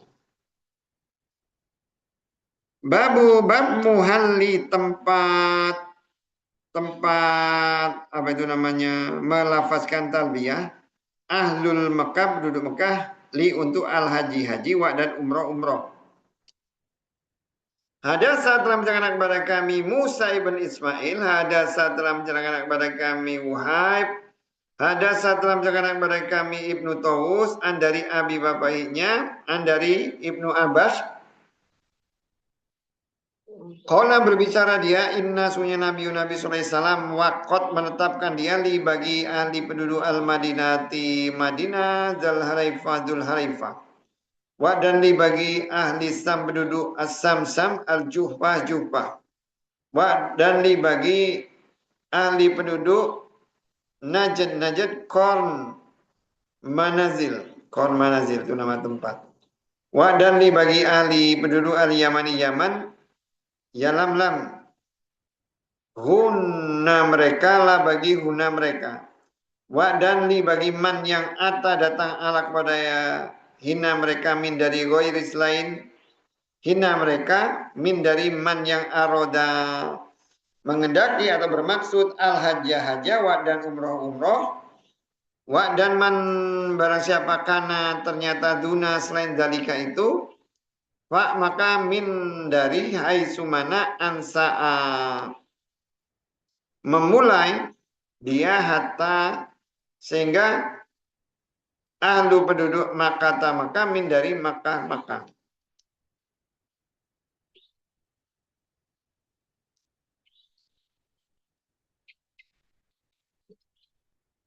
Jadi tempat mikotnya kalau walaupun di hadis ini kan di hadis ini seakan-akan udah ditetapkan kalau di hadis ini kan udah ditetapkan untuk penduduk Madinah itu di Dzul Hulaifah, penduduk Syam itu Ju'fah, kemudian penduduk Najd itu Kon Manazil, kemudian penduduk Yaman itu Yalamlam. Itu adalah mikot-mikotnya. Nah, untuk penduduk Mekah itu dia dari mana dia datang. Dari mana datang itu artinya dia tidak perlu ke mikot. Nggak perlu ke mikot, tapi dia harus keluar pokoknya.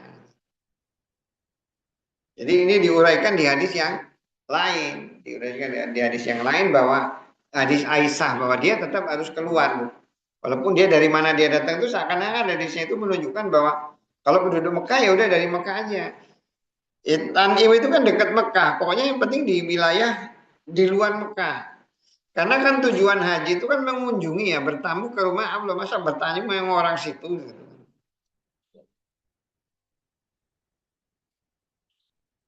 Babu bab mikoti mikotnya ahli penduduk al-Madinati Madinah wa dan la tidak yuhillu mengucapkan talbiyah qabla sebelum zidi al-Hulaifah Hulaifah.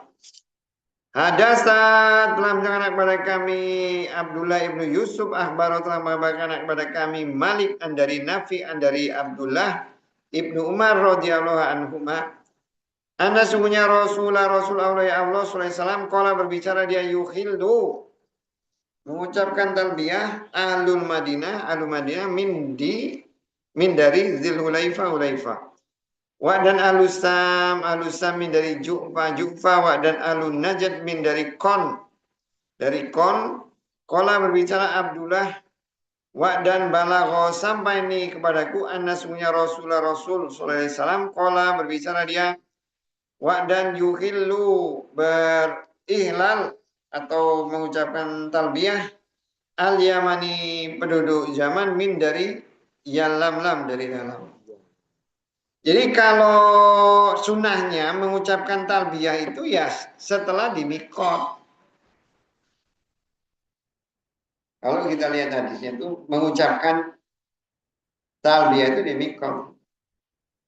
Gimana kalau nggak di situ? Kan banyak ya jemaah haji datang itu langsung. Baik kalau udah naik pesawat baru udah ngomong itu. Gimana maksud? Kena jam, Ustaz. Kena dam itu kan kalau dia melanggar wajibnya haji. Kan belum wajib, belum masuk haji gimana bisa kena dam? Kalau kita udah di mikot, nggak mengucapkan. Enggak, ini kan justru kan misalnya nih orang dari Indonesia, berangkat dari Indonesia udah talbiyah. Nggak apa-apa. Ya nggak apa-apa lah. Nggak apa-apa lah. Bagus sih Mas ya. Bingung ya. Over. Ulama itu juga pasti bingung gitu. Mau nyalain dia ngucapin itu gitu kan. Semangat. Apa saking semangat. Tapi kalau kita ingat ucapannya Imam Malik itu ya pokoknya kalau ya apa itu namanya As-Sa'adi ya Sa'adi itu di Quran itu dia menafsirkan bahwa ketika kita itu melaksanakan satu ibadah itu kan laksanakan apa itu namanya sesuatu itu ya sesuai aturannya. Kadang kita tidak melakukan sesuatu itu lebih baik daripada kita melakukan sesuatu tidak sesuai aturannya. Makanya waktul buyuta min abawiha, datangilah pintu rumah itu dari pintunya. Datang dari rumah itu ya dari pintu. Kalau bertamu itu ya dari depan gitu loh. Normalnya gitu. Kalau kita bertamu, datang itu adalah depan namanya tamu. Jangan lewat belakang. Tapi kalau lewat belakang salah nggak? Ya terserah. Ternyata lewat belakang kok dibukain gitu kan. Gandeng rumahnya. Iya.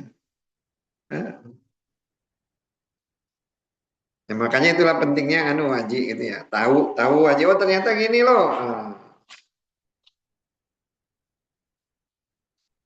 Kalau kita ngomong itu bid'ah, ya nanti repot.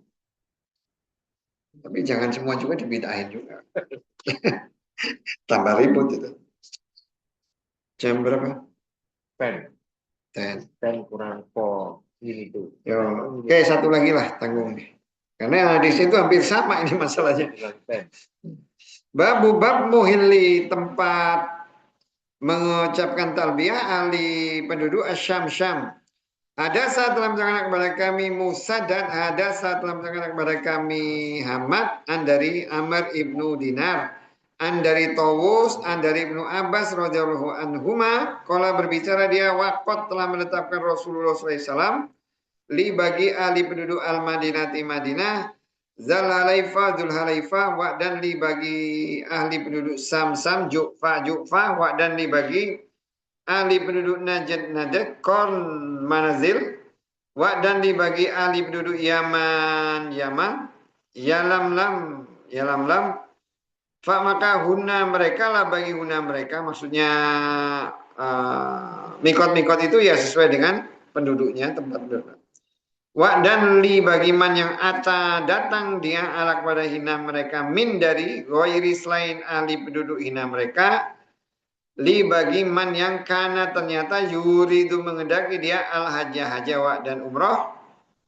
Pak makanya kalau orang mau ke situ ya nggak apa-apa, dari mana aja yang tidak ditetapkan untuk penduduk itu, misalnya dari Indonesia itu terserah mau masuk dari mana aja gitu. Kalau yang Yaman udah ditetapkan dari Yalamlam. Gimana orang Yalamlam udah ditetapkan dari situ terus dia masuk dari tempat lain, ya kalau itu kan udah ditentukan kamu. Tapi kalau nggak mau nurut ya terserah lah. Tapi kalau orang Indonesia kan nggak ada ketentuannya mau lihat mana, bebas lihat mana aja. Malah mau apa itu namanya, mau turun pakai parasut gitu kan ya. Langsung di pelataran ya. Oh ya, jangan di pelataran. Tetap dia bebas memilih mikot, tetap mikotnya. Nggak boleh mentang-mentang dia angkatan udara terus udahlah saya mau langsung aja turun di Ka'bah. Nggak bisa. Pak maka man balsabakana ternyata duna selain huna mereka, Pak maka mahalu tempat memulai talbiyah huknya min dari ahli keluarga hiknya, maksudnya lingkungannya. Wa dan ka seperti dalika itu hatta, sehingga hatta itu termasuk gitu. Hatta itu termasuk di sini maksudnya. Termasuk ahlu penduduk Mekah yahiluna mengucapkan talbiyah mereka atau memulai talbiyah mereka min dari haknya.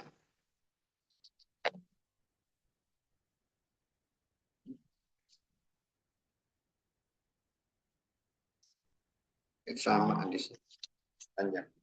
Ini sebenarnya hadisnya hampir sama semua, hanya memang Bukhari ngambil judul itu untuk memastikan nih bahwa setiap tempat itu ada yang. Ini walaupun hadisnya itu isinya sama, nanti perawinya itu beda-beda itu. Perawinya itu beda-beda. Itulah hebatnya Bukhari. Jadi walaupun dia judulnya beda, perawinya beda. Walaupun matan hadisnya sama. Ada pertanyaan nggak? Kalau tidak ada, yuk kita doain.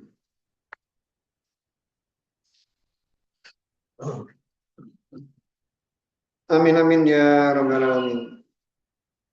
Allahumma anta malikal mulk tu'ti mulka man tasha wa tu'izzu man tasha wa tudhillu man tasha bi yadikal khair innaka ala kulli shay'in qadir. Rabbana dhalamna anfusana fa illam taghfir lana minal khasirin. Rabbana inna ladzikhrika was-sukrika was-husni ibadati.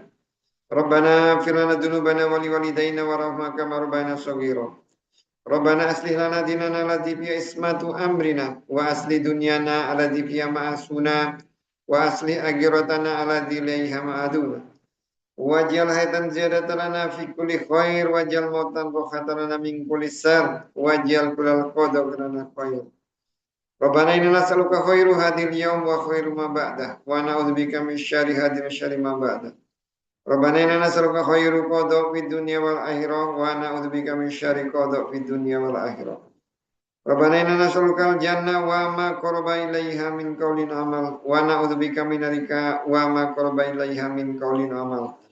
Rabbana atina fid dunya hasanah wa fil akhirati hasanah wa qina adzabannar. Rabbana taqabbal minna innaka antas samiul alim walhamdulillahi rabbil alamin. Allahumma shalli ala sayyidina. Yuk semuanya ya. Assalamualaikum warahmatullahi wabarakatuh. Waalaikumsalam.